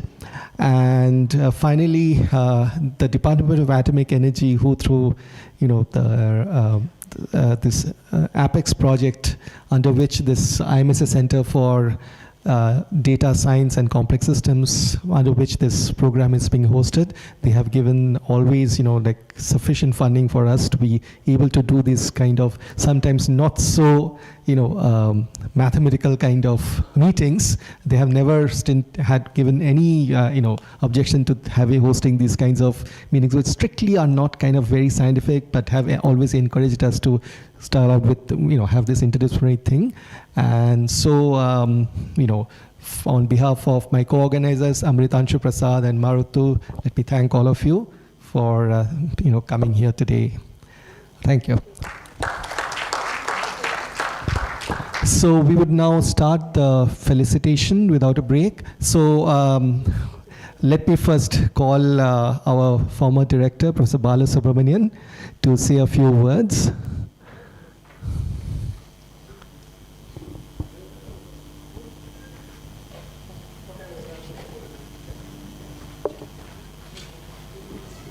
Would you like a caller mic? Would you like a caller mic? Yeah. Caller mic is fine. Okay. I can do that. Much easier. Fine. Podium mic is fine. Fine. You have to switch from speaker. Exactly.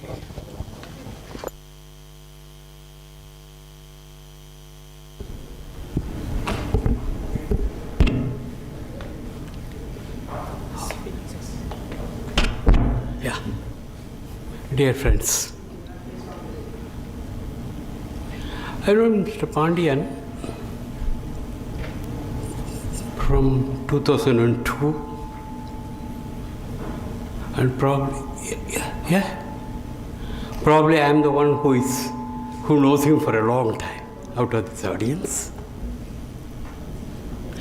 But first thing first, this library initially, from the time of the 1962, when this institute started, from that time, this library has been in the main building, and in fact the main building was the only building at those times.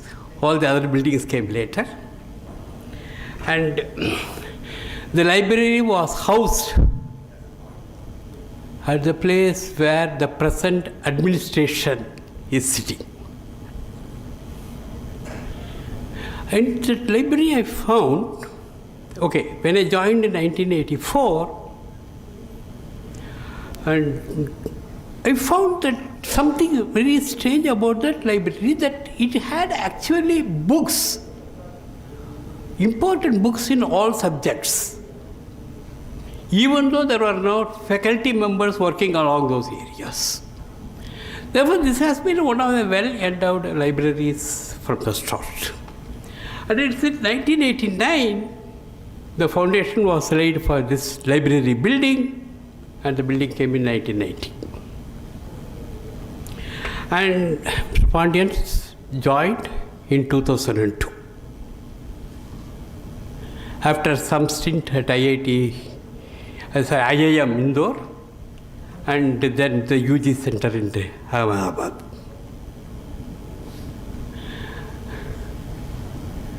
And after he joined here, after a couple of years, he got actually more lucrative offers from elsewhere, and still decided not to move for the reason, as he was telling me, he liked the culture of this place.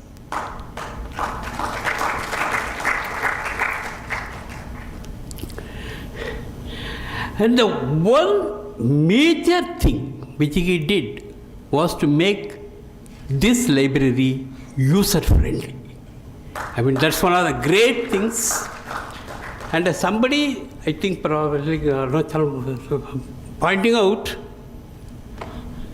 that probably the students should have brought in, and they would have said how helpful, how user-friendly the library was for all their researchers and so on and so forth. There are many people who have directly told me. And I shall just quote a couple of instances. Because this library is well endowed, and some of the college libraries nearby are not, therefore all the students used to come here even earlier and use this library for the research work. And when Pani saw that, he thought that the whole procedure has to be streamlined, and he did a fantastic job. But in streamlining, he had one problem. The library had 2 entries and exit at the time. And he was afraid if the 2 entries and 2 exits, if something is lost, then he is the person responsible. I mean, finally he has to give an account, this many books have been mutilated, this many books have been lost, etc., etc. He was little unhappy with that. And then he suggested that probably there should be only one exit, so that it can be manned. But the library was in the 2 floors in that building, and the staircase were outside. Therefore, there is no way you can really make a one entry because the staircase is outside. Therefore, from first floor to the ground floor, who wants to go, one has to come out of the library and to take the stairs, etc. And then he came up with a beautiful idea of having a staircase inside, but not occupying much space. It was his idea of that spiral staircase, which is still useful, which is therefore not occupying much space, and still there is a staircase from the ground floor to the first floor, and that helped a lot. The second thing is these mobile racks on rails, which is something which I should point out. You see, as the days progress, you always have a problem of the storage space. This is something which every library would face. Then what to do? Then get some more building to keep that old things. For example, I know in TIFR, of course, they have an extra building where the old copies are kept. Or probably discontinue some of the journals, or dispose of the old issues. I mean, none of them is a very satisfactory answer. And then he decided that he would have mobile racks, compact one, on the rails, so that it can actually store more books.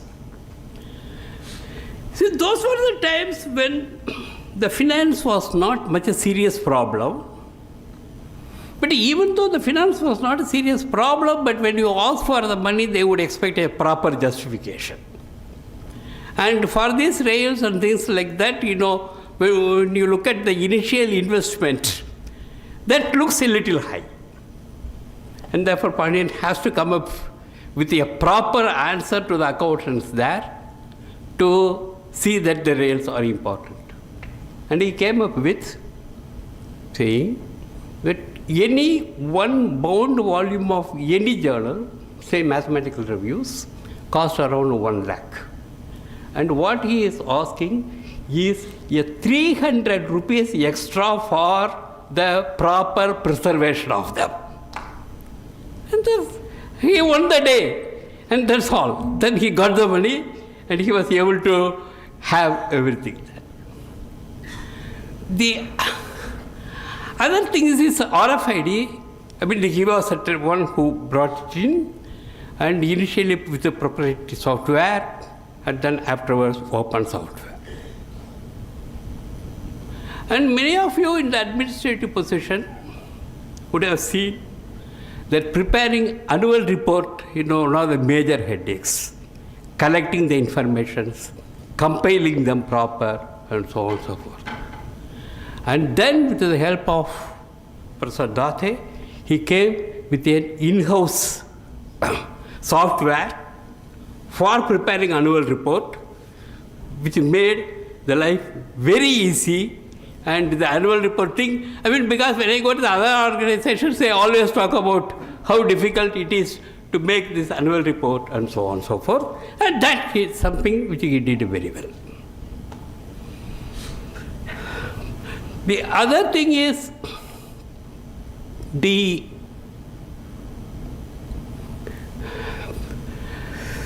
digital archives. That's one thing which I should say. See, Madras is a place which has a difficult relationship with the rains. As you saw the last month in the rains. And as people say, the relationship with the Madras and the rains are 11 months it is a scarcity, and 1 month it scares the city. That's the relationship. And this digital archives helps you a lot, because now even some of the books were really drenched and they had to be done something, etc. We have the archives there. That is something which we are able to do. The other thing is this photo gallery. In the 50th year of the IMSC, that is in 2012, we requested an agency called Srishti and to have a tea book, for the tea table, a book, tea books which you can read. And that time, therefore, that organization collected a lot of photos. And then he got hold of the photos. But one problem, as he was telling me when he collected the photos, is some of them are very old, around 50, 60 years old. And then you see three people, and you definitely know that these three people are somehow intimately related to this institute, but you don't know who they are. And therefore now he has to see the people who would be able to recognize them, and collect all the information, and have a nice photo gallery. And I was telling that this user-friendliness is again one more point which I want to always think. And somehow he had always some good set of co-workers. The Venkatesan, who was there, I don't know how many of you have seen him. He will know everything practically in the library, which book is there, what is that you want, and who would help you. And then Usha Devi. I'll tell you, Professor S.K. Joshi, Professor S.K. Joshi, probably most of you would not know, was the governing council chairman of this institute from 1998 to more or less 2019. And whenever he used to come for the council meeting, he would always make it a point to spend 1 hour in the library, go to the library, and we would say that what are the books that he needs, what are the journals which he needs, and this he would say only after having our breakfast and leaving the guest house. And then before he comes to the library, then he would be able to see whatever he needed. And most of the time he would be called to give lectures at various places, and therefore he will need various printouts and so on and so forth. And they will be all ready. The Pandian or Usha, they would come and give him, okay, these are the things which you want. And now recently, maybe a couple of months back, I went to the library, I needed something, and I met these administrative trainees, and I asked her for the help. And they were equally knowledgeable and were able to help me in a couple of minutes. They knew where the books were, what is it I want, and how to collect it, and so on and so forth. I was impressed by it, and then I asked Pandian, how come you are always lucky to have very efficient co-workers? And they told, the one thing is, of course, when we take the trainees, we, of course, do a careful interview.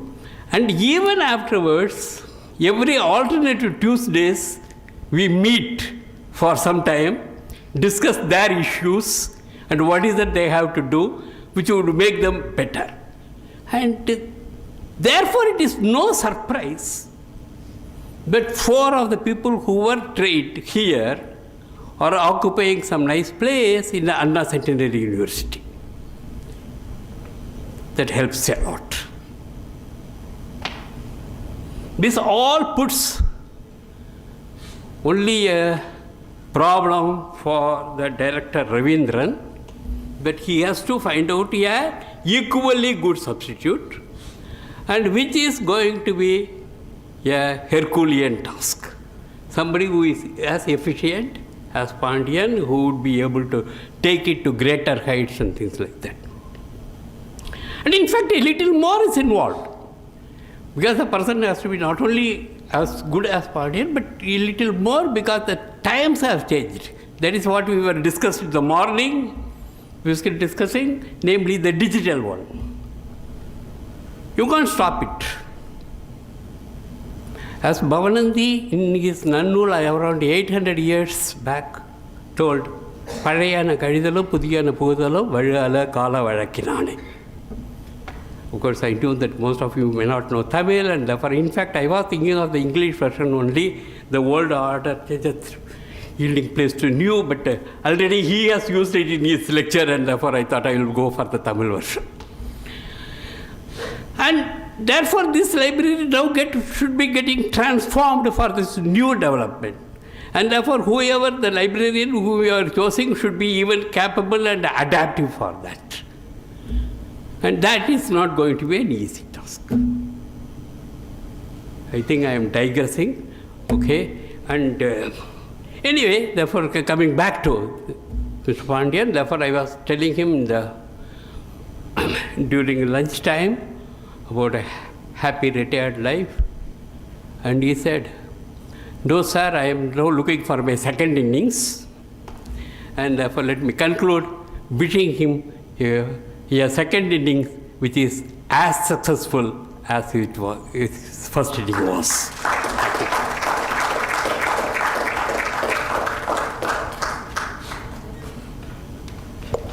Yeah, I'd like to call upon Professor Arvind, former director of IMSC, to say a few words now.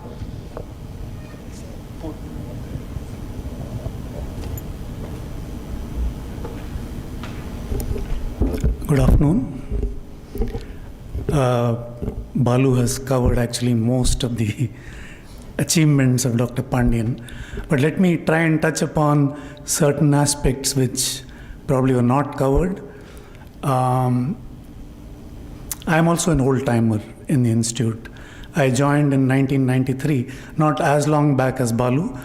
The library building was already in place, and the ground floor and the first floor were occupied by the library, and the second floor was actually faculty offices. I think mostly faculty offices were there on the second floor, and also in the front building, the old building as we call it, the original institute building, the place where the administrative staff is sitting right now, also used to be cubicles for faculty offices.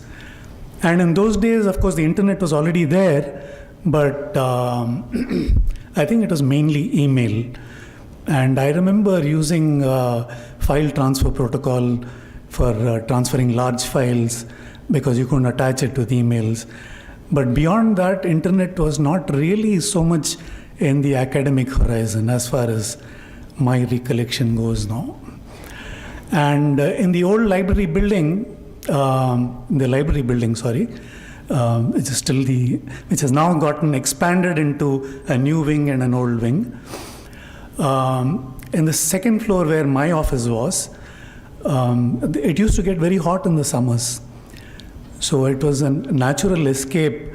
I also had a soft corner for the library to go down to the library and enjoy the air-conditioned comfort and sit there to do our work. Many of us used to do that in the summers. It was only in the late 1990s, as I remember, that Google search started really becoming more and more important. Internet browsing and internet search became more and more important for academic work.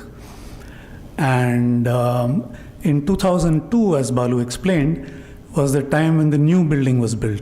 The Ramanujan Auditorium also wasn't there at that time. In 2001 it came, I think. 2002 we all moved to the new building, which is now 21 years old. And that's where we had air-conditioned offices, and internet was really on an upswing with academic material becoming more and more easily available on the internet. And 2002 was the time when Dr. Pandian joined the institute. As soon as he joined, there was a quantum leap in the quality of library services, and I remember that ever since he joined, there was a rapid stride towards modernization of various aspects, making it more and more user-friendly, keeping it open in the evening hours, using RFID and things like that. Books also got RFID tags later.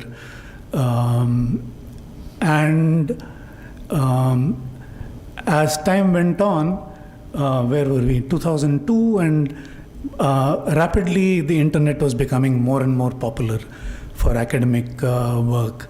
The archive was there, repositories were there, but always the library was there to help within 24 hours for any search that any of the faculty members wanted. We just had to send in a request with the details, and within 24 hours we'll get a soft copy of whatever we wanted. It's not just us.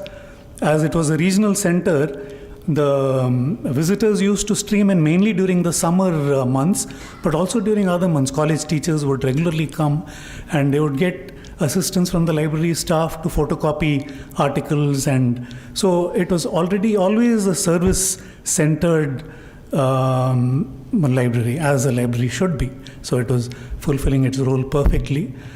And that brings us now to the modern times, where physical library, it's getting to be questionable whether we need physical library at all, because almost pretty much everything is available online. But then we should also ask the question whether workspace and office is really required and meaningful, with online work, especially after COVID, becoming more and more feasible, and people are realizing that it's possible to work remotely and you don't need office space. So this is a very complicated topic to debate. For people of my generation, we have grown up with fond memories of libraries as a haloed place where you go and study and where you have a quiet space to think, sit down and think.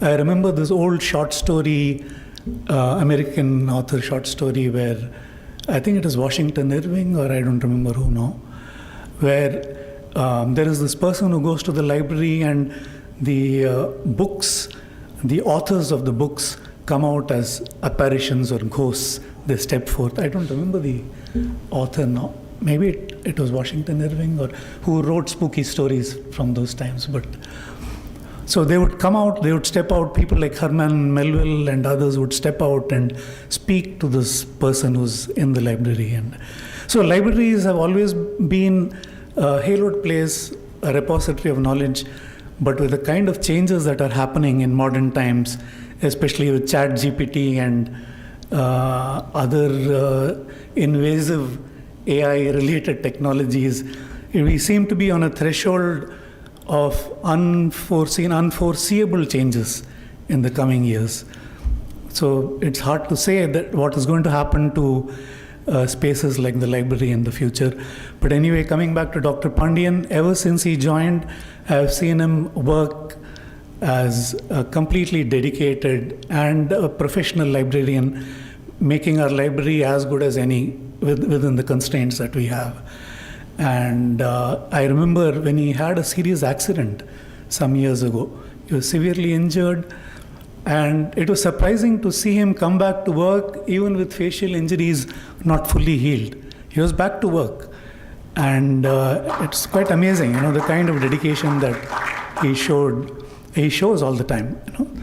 So I wish him. I was happy to learn that he's planning a new innings. His services are very much required. I'm sure whichever library he goes to, he's going to raise it to as high a standard as he brought ours. And I wish him all the best in the future years, and happy, creative and productive life in future.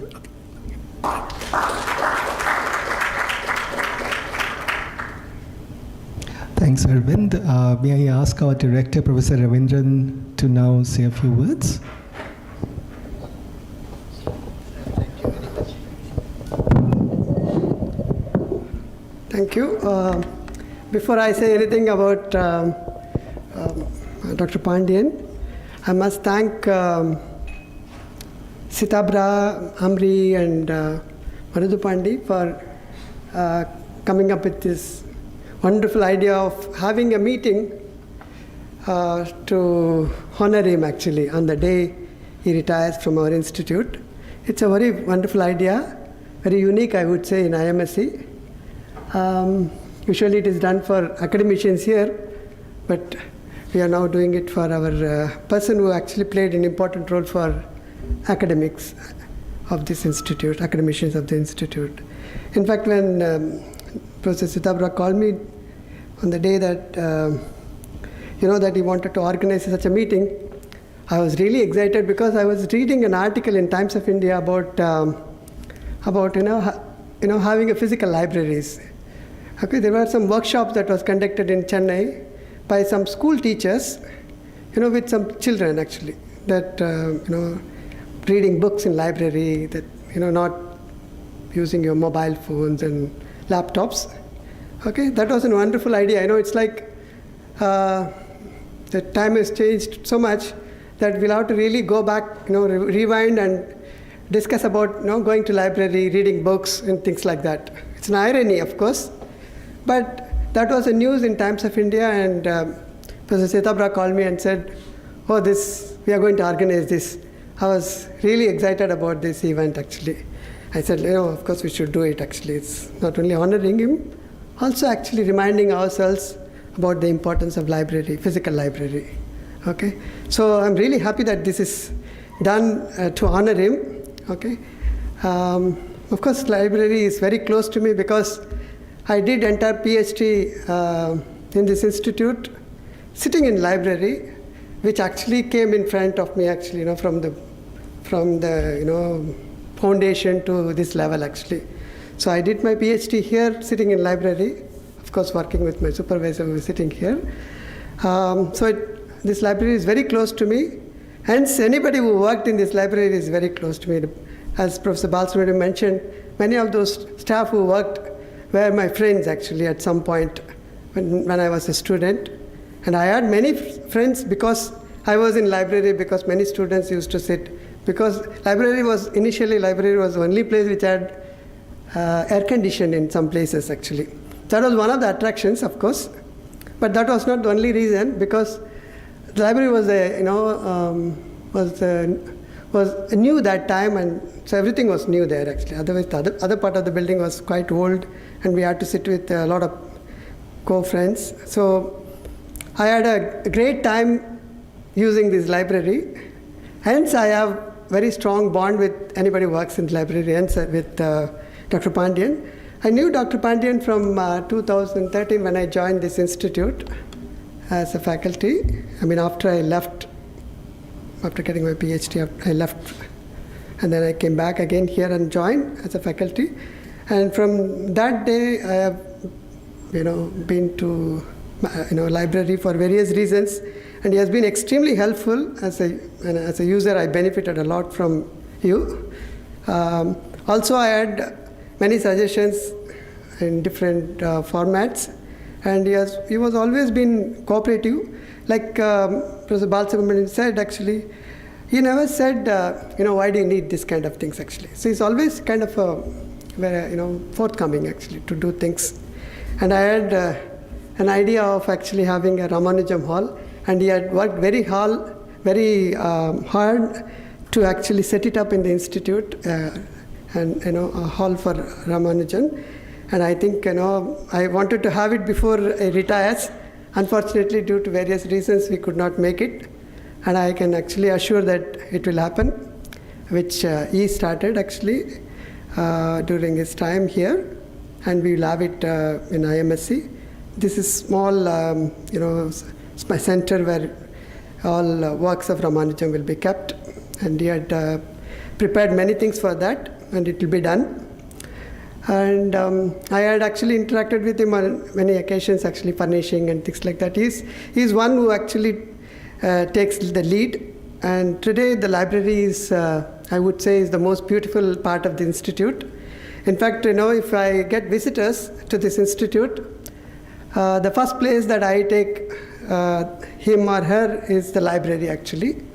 And because that is something I would like to always showcase about our institute, because it contains lots and lots of wonderful books, from the time that I was not even born and to the date that even my children would actually enjoy.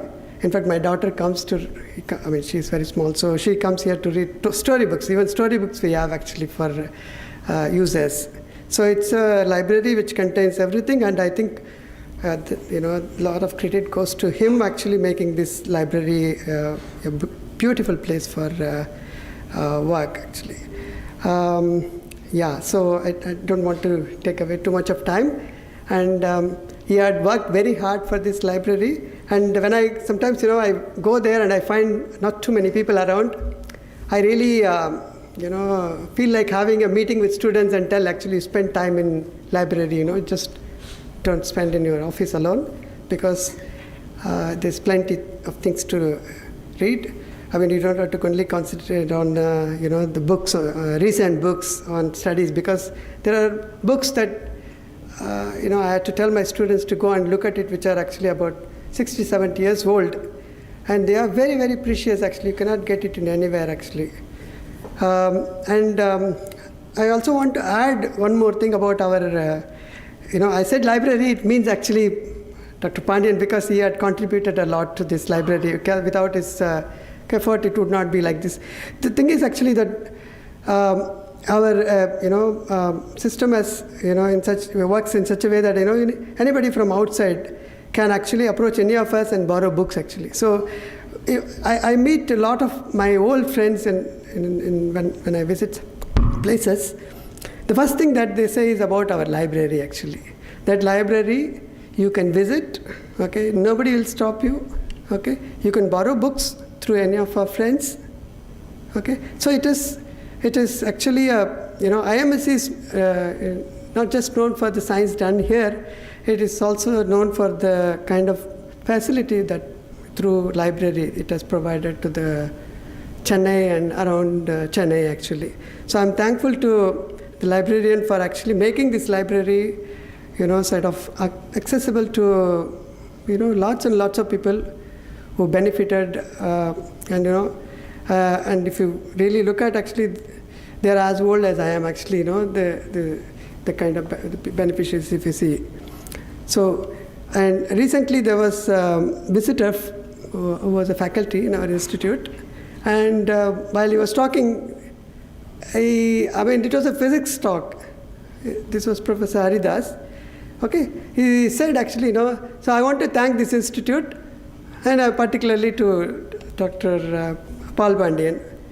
We were just wondering why he was suddenly thanking. He said, this entire work that I could do, he was talking about a book that he was writing, and it was about to be finished. Okay.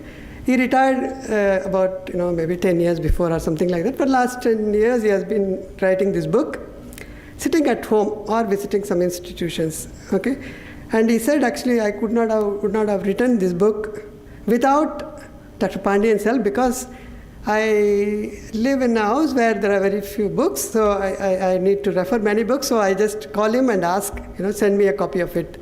So Paul Pandian, with a lot of enthusiasm, he immediately xeroxes and sends it actually. So that kind of help actually it's really, really important for people who have no access to libraries like our library. Okay, and he has played an important role actually to all of us, including those who are retired. Okay, on behalf of those people, I thank him today for his wonderful efforts and job that he had done. So we will really miss you.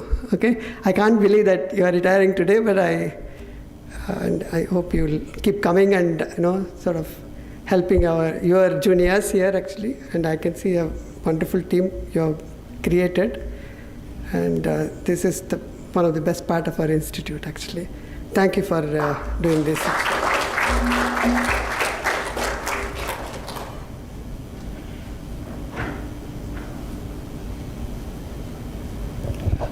So, Professor Ravindran made a great pitch for our library. So, I just wanted to tell you that Sri Maruthu has arranged for a visit to our library at 6 o'clock. 6 o'clock, right? So anybody who hasn't been to a library would like to just take a quick look, please, be in front of our library at 6 p.m. And I think volunteers would be there who would give you a kind of a conducted tour of the library. Okay, so let me now call, we had asked Dr. Sundar of the Roja Muthiah Research Library, which is essentially in our neighboring road, to come and say a few words about Dr. Pandian. Unfortunately, he's unwell and he could not come himself, but he has sent his representative, Sri Subbu, from Roja Muthiah Research Library to say a few words.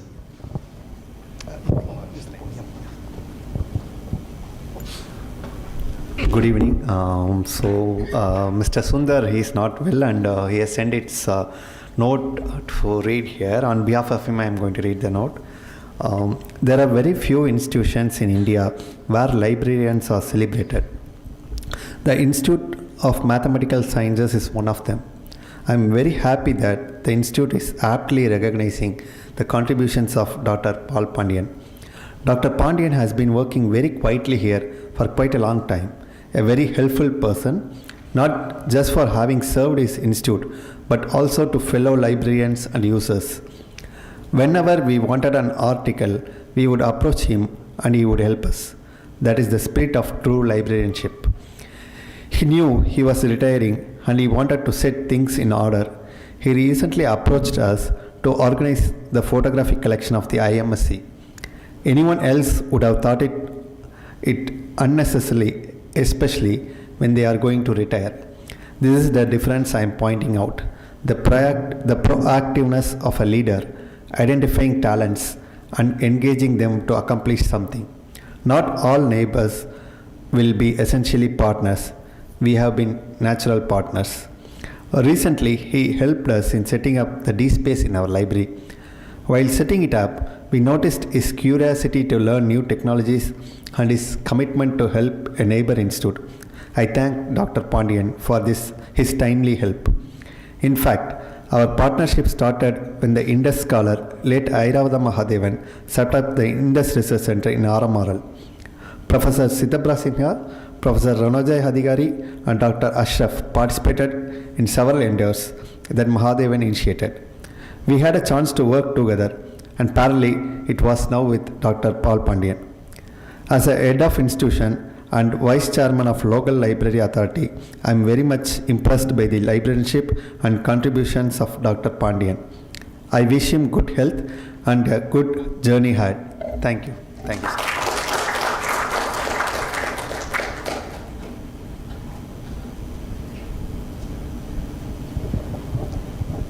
I request Dr. Bhagendra Jadhav, librarian of IIT, to speak a few words about Dr. Pandian.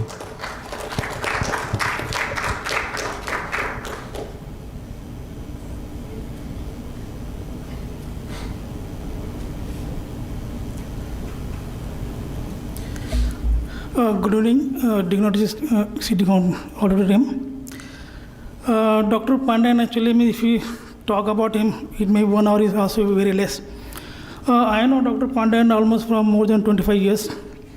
When I was in IIT Bombay, he worked in various organizations like Infobnet, IIM Indore, Informatics, and IIT Anand. He really means, you see, when he was from that, when he's a DRTC graduate, technically he was very sound actually.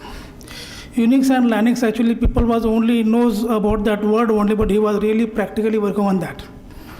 I know he was a trendsetter for all the library professionals, because anything new technology, new software, he was the only person to do try and error, and he was just guiding the people actually. So one example, DA library Koha, he has actually trendsetter for all Koha.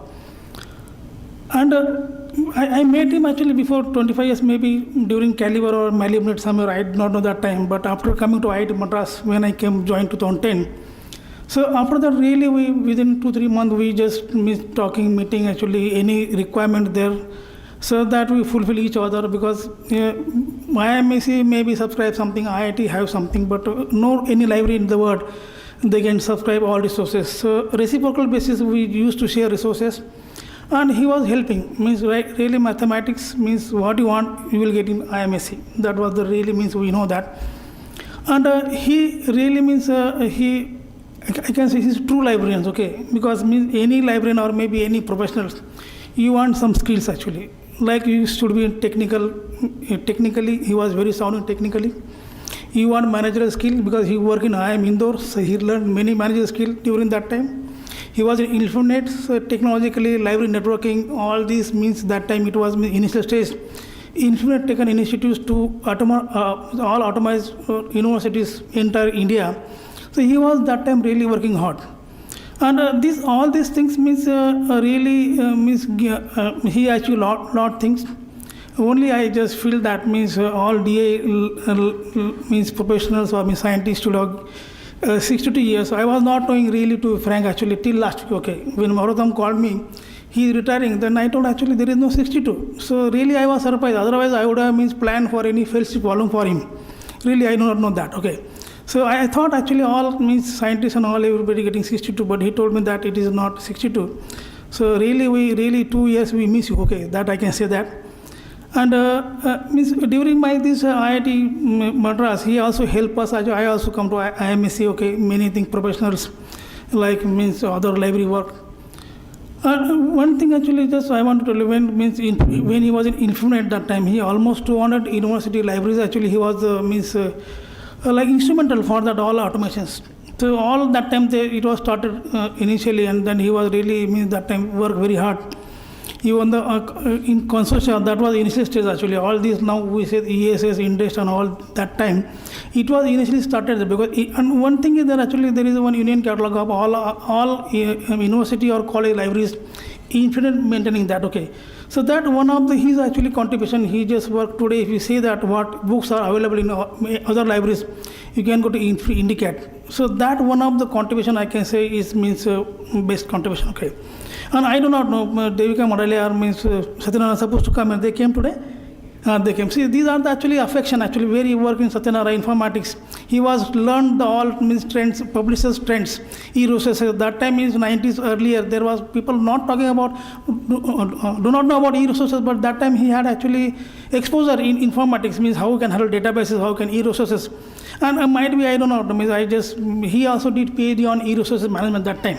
Means 2000 means before you can say almost 20-25 years actually that time he did on that actually, and he is a very good author actually. His means 2-3 books I read, his RFID, internet, okay, all these things. That was really practical experience. What he just means actually he just what he worked on that he written books actually, that was very useful to all library professionals. He is very good authors.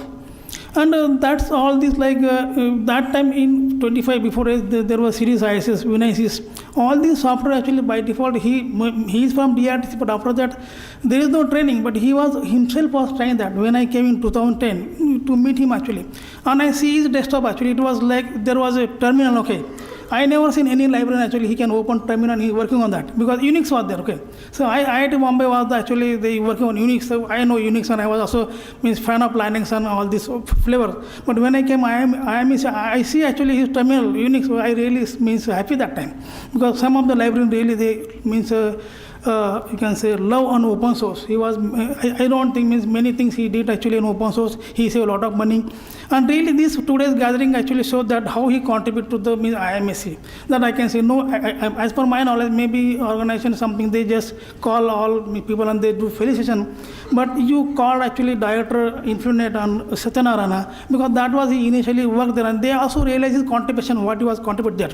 So they also happily came and they just means actually grace his occasion that. So all these things just I want to just tell these few words, and thank you very much Paul Pandan, and I wish you are healthy and retire superannuation life. Okay, so thank you very much. Yeah.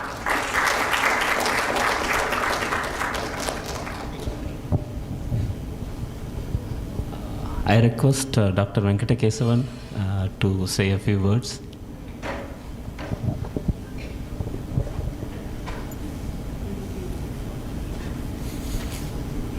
Good evening, friends. First of all, I would like to congratulate my good friend of 3 decades. In fact, I can take credit for that. I know Paul Pandian from year, and I'm just emotional, 1993 onwards, 30 years. I met him in InflipNet for the first time when I was working for Atira in Ahmedabad.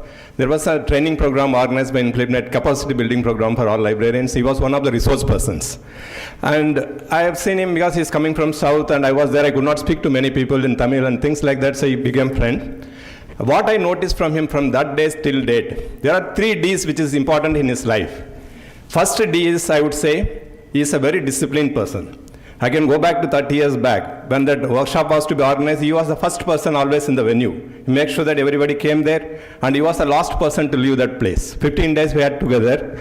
Second D stands for dedication. He is always a dedicated guy. I could see the directors of this institute talking about him, that what kind of work that he has done. Dedication is also important. And determination. Again, I can say that example that he met with an accident. Somebody was saying that with some bandage and things like that, he came back to work. This is the Paul Pandian I've seen about 30 years back. I'm glad that he continues the same thing even today. For me, as a library profession, it gives immense joy that my own professional colleague getting that kind of credit, and you did a great job. I'm proud of you, Paul Pandian. Thank you.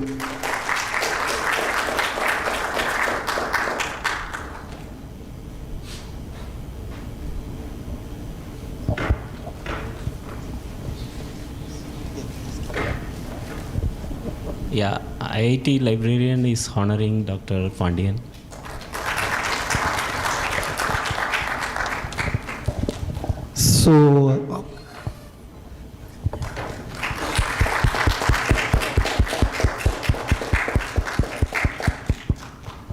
So I invite anyone from within the audience if they would like to come and speak something about Dr. Pandian. Yeah. Okay. Oh, yeah. Please.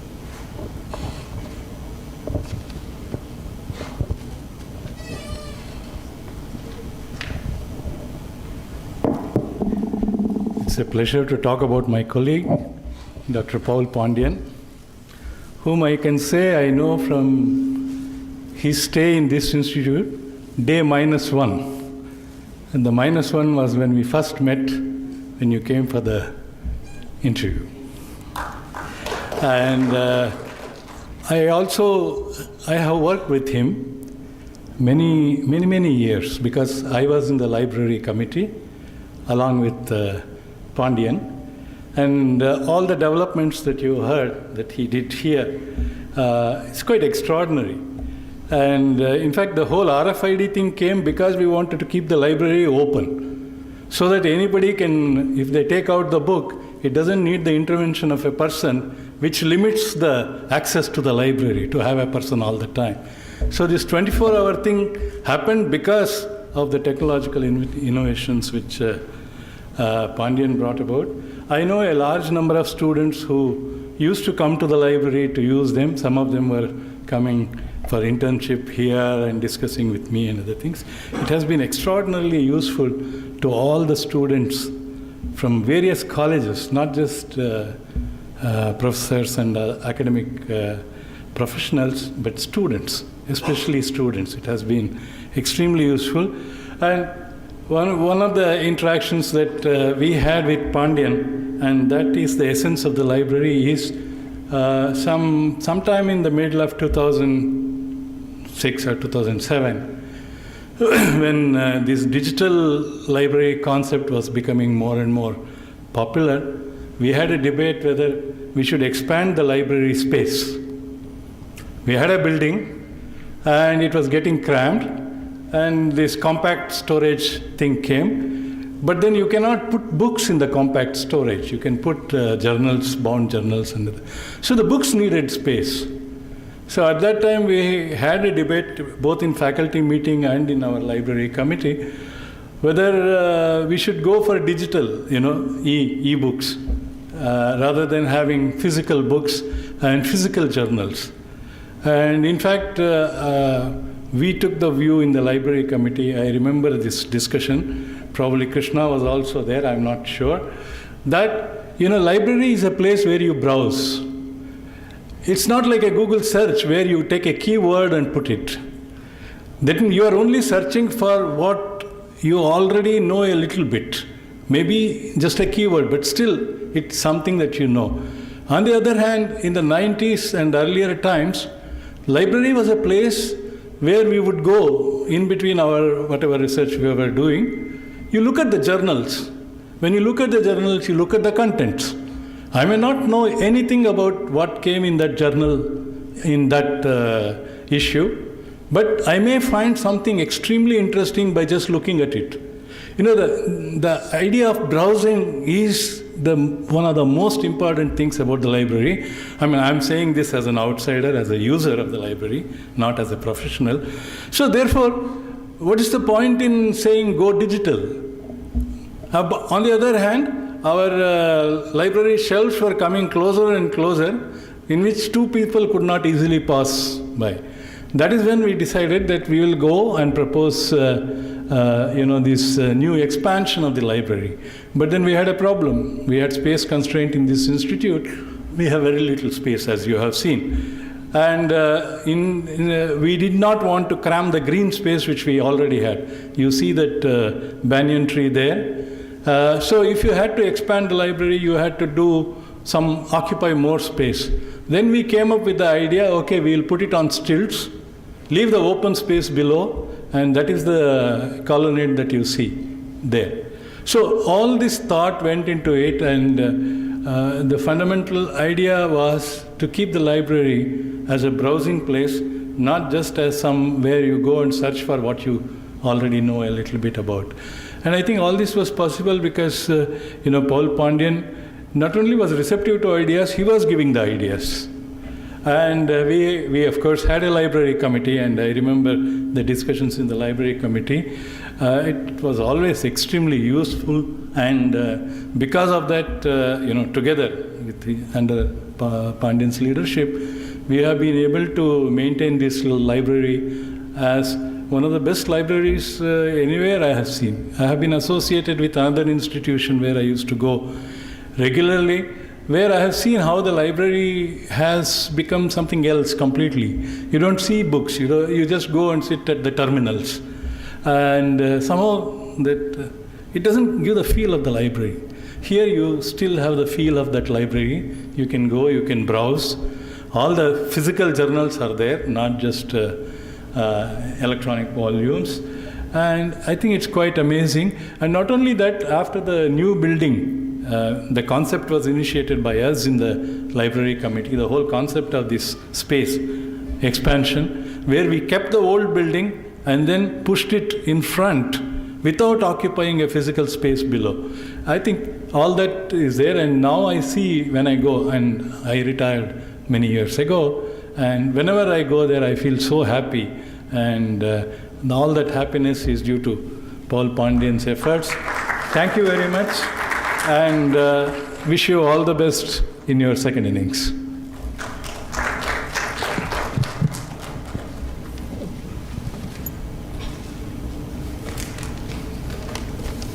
So, libraries have always played an important role in my life, and I've also been very fortunate throughout my life to have access to some amazing libraries. So when I was a kid in Bangalore, I used the British Library, the British Council Library as it was known back then, and then the Indian Statistical Institute, Kolkata Library in my college days, and the famous Regenstein Library of the University of Chicago, and the smaller Eckert Maths Library, and the amazing Chicago Public Library. And now in Chennai, I have access to the Anna Centenary Library, and the most important, the IMSC Library. So among all these libraries, the IMSC Library is something really special. It is the most user-friendly library that I have ever visited. All visitors to this library, whoever they may be, are treated with utmost courtesy and respect. And the staff, uniformly, they have very high morale and they are very dedicated to their jobs. The operation is very efficient and extremely streamlined. Also, this library has been a pioneer in embracing new technology in library information systems. And a good deal of this credit goes to our chief librarian for the last 20 years, Dr. Paul Pandian. He has always put users first and foremost in every policy decision about the library. He has been a strong advocate for the use of technology in library management and has been personally involved in the development and deployment of such technology. He has been an inspiring mentor to his library staff and trainees, and he has provided them with every opportunity to advance their careers. He has kept a watchful eye on our library throughout these years. He has always anticipated any problems that may arise well before they arise, and he has taken proactive steps to address them. So I would like to take this opportunity to thank Dr. Pandian for his service to this institute, and I wish him well for all his future endeavors. I would also like to extend these wishes to his family, his wife, and his sons, who have been an integral part of our life throughout my tenure at the Institute of Mathematical Sciences. Thank you.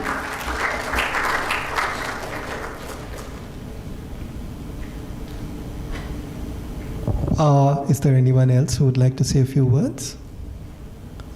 Yeah, please.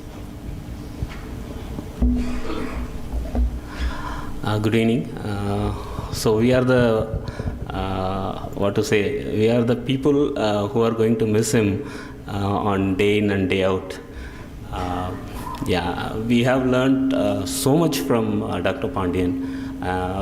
Since last 8 years I am here, and I have learned daily something from him, and most importantly the time management. That's what something which is very unique with him. Like if some request comes or if some query comes, and if we don't respond within 15 or 20 minutes, he keep on asking us why this has not been done.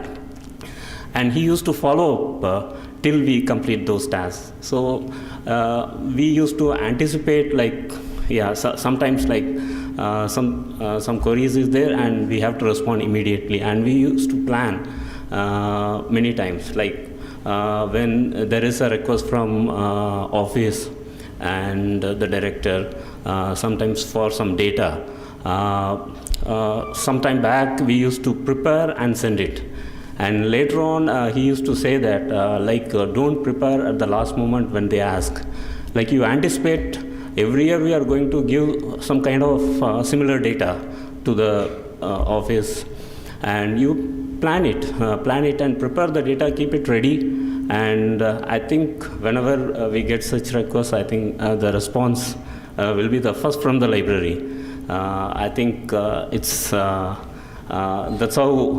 he has trained us, and I think it will go a long way in managing such things. And also some couple of things, when we planned moving away from a proprietary library automation software to open source software, and we faced a lot of challenges. And one particular challenge is the RFID part. Koha, we have an open source library automation software which is readily available, and we can migrate it, and we tried and we did it. But the RFID thing, which is proprietary, and we had invested a lot of money on that, and we need to depend upon those middleware. So we did not know how to go about move. So once we read one article in one journal, a person from VECC has developed a middleware with existing the same proprietary Lipsys hardware to convert into Koha. So he saw that article and he started calling him immediately, and the person name is Mr. Munirul Purkait of VECC. It's also a DAE funded institution, and he immediately responded positively, and even we requested him to come to IMSC, and he obliged and he came, and he was explaining us they have done for their library in a very small level, because their library is very small, and he did it in Windows environment with Visual Basic. And our requirement is like our environment is completely Linux, and he requested him like whether is it possible to convert to a Linux environment or a platform independent environment, and he obliged, and he did it, I think, within a month of time, and he helped us a lot. And we tested that software, and that was the starting point for many libraries with similar setup, similar proprietary software with similar hardware. Everybody were looking for such thing and such open source software, open source middleware. And once we operationalized that, and many libraries like NCL in Pune, NIT Roorkela, and I think couple of more institutions, they readily wanted to deploy the similar thing, and whatever we tested and whatever tools we used, they started using it readily. So that's the vision he had, like one development made lakhs of rupees to be saved, because the RFID equipments are so costly, and it's difficult to discard and buy some new equipments. Yeah, that way his vision and leadership helped so many other libraries also. And also in DAE setup, at least 2 to 3 libraries got benefited of his knowledge, and they migrated this automation tool with the help of us. And also there are a lot of things we learned from him, and yeah, it's time. I don't want to take much time of you also. Sir, wish you all the best, and we will keep disturbing you many years to go. Thank you, sir.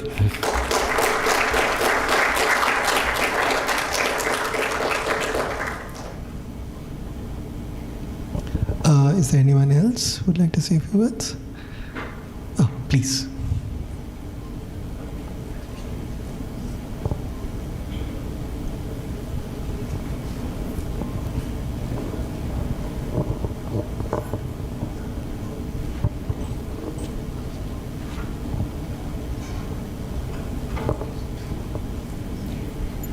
Good evening, everybody. I am Rajeshwari from the Chennai Mathematical Institute.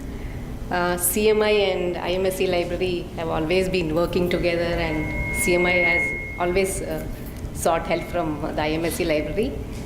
And we have had association from Mr. Venkatesan, Ms. Usha, Mr. Paul Pandian, and of course Marudu now. And I would like to say that whenever we sought help from IMSC Library, be it asking for any resource or even a book called ILL, it used to come very quickly, rather quickly. The next 15 minutes, as he said, the PDF will be in my email box, and with the next shuttle, the book will reach us. So I am immensely thankful to the IMSC Library, and especially Dr. Paul Pandian, who would have created this atmosphere in the library. So, and of course, I have relied heavily on you for technical help as well. So I am thankful for that also. I wish you all the best, and as Bardu said, we'll be disturbing you even more. Thank you.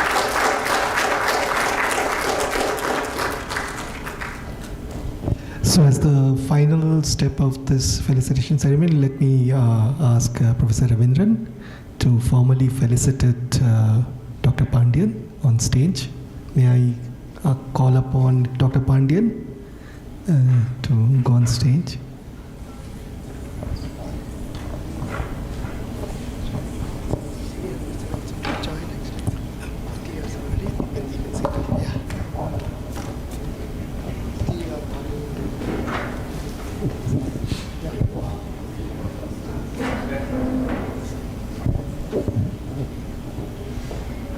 Okay, let me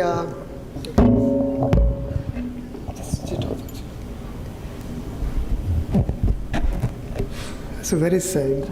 Okay. So I would like to call Professor Balasubramaniam, Professor Arvind, and Professor Murthy, and all of you actually to join. Also Krishna Madali. If you can join, maybe it's Avina. I think all of you worked with him at some point. It will also give. Please come.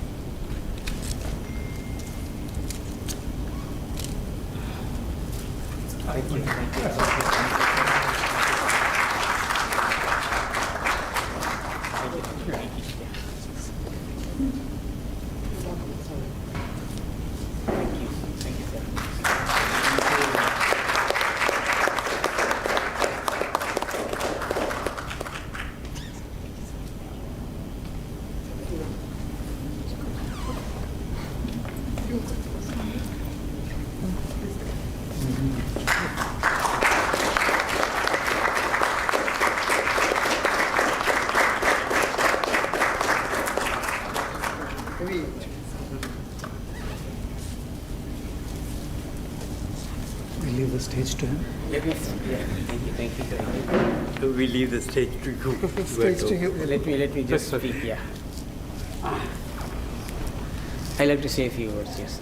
So, last but not the least, I'd like to ask Dr. Pandian to say a few words about his experience in IMSC.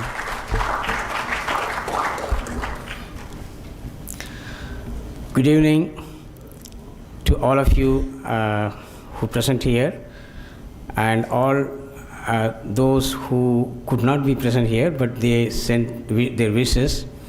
Thank you so much. And this is one of those moments which makes one emotional and speechless.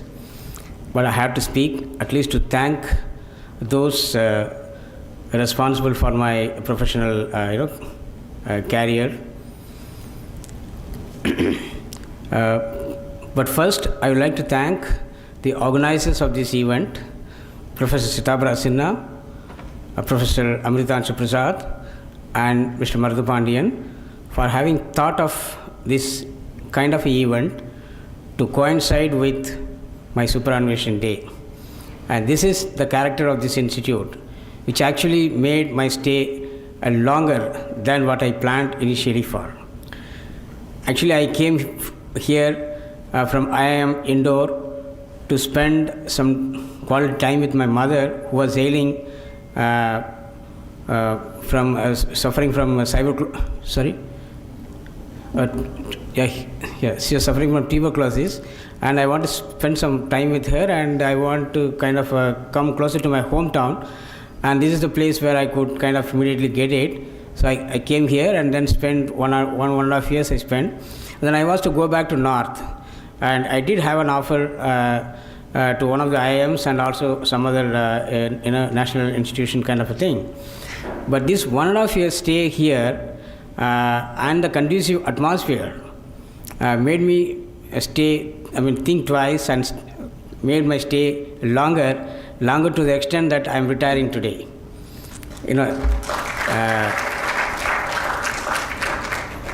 And some of all the speakers are, they have really complimented my work, and then they said I have helped transforming this library. Actually, the way I look at it is that I think I simply went with the time, with the flow, with the technological advancements and the developments that are taking place from time to time, in the way the information was collected and organized and disseminated. I just went with the flow and moved with the time.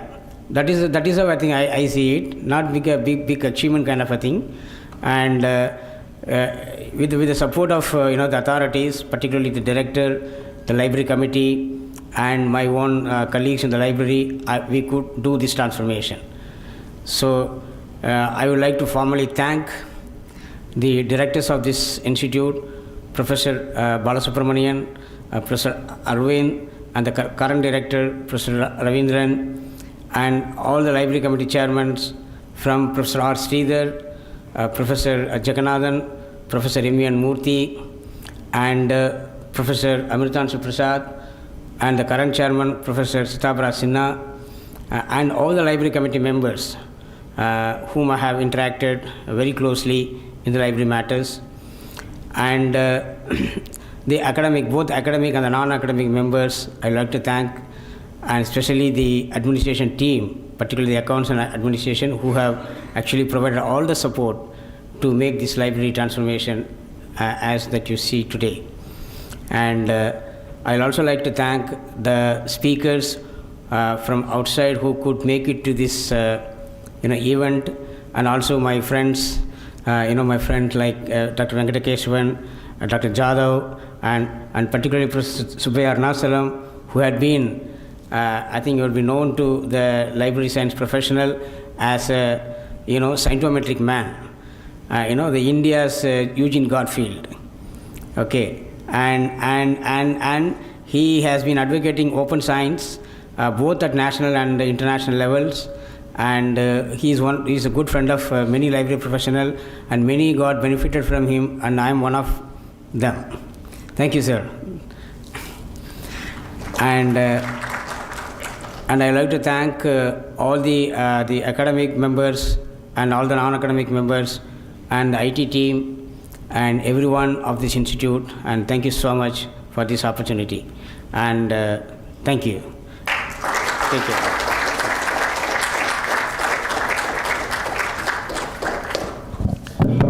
So we come to conclusion of this event. There is high tea arranged outside, and as I already mentioned, at 6 o'clock there would be an arrangement for those of you who would like to take a quick tour of the library.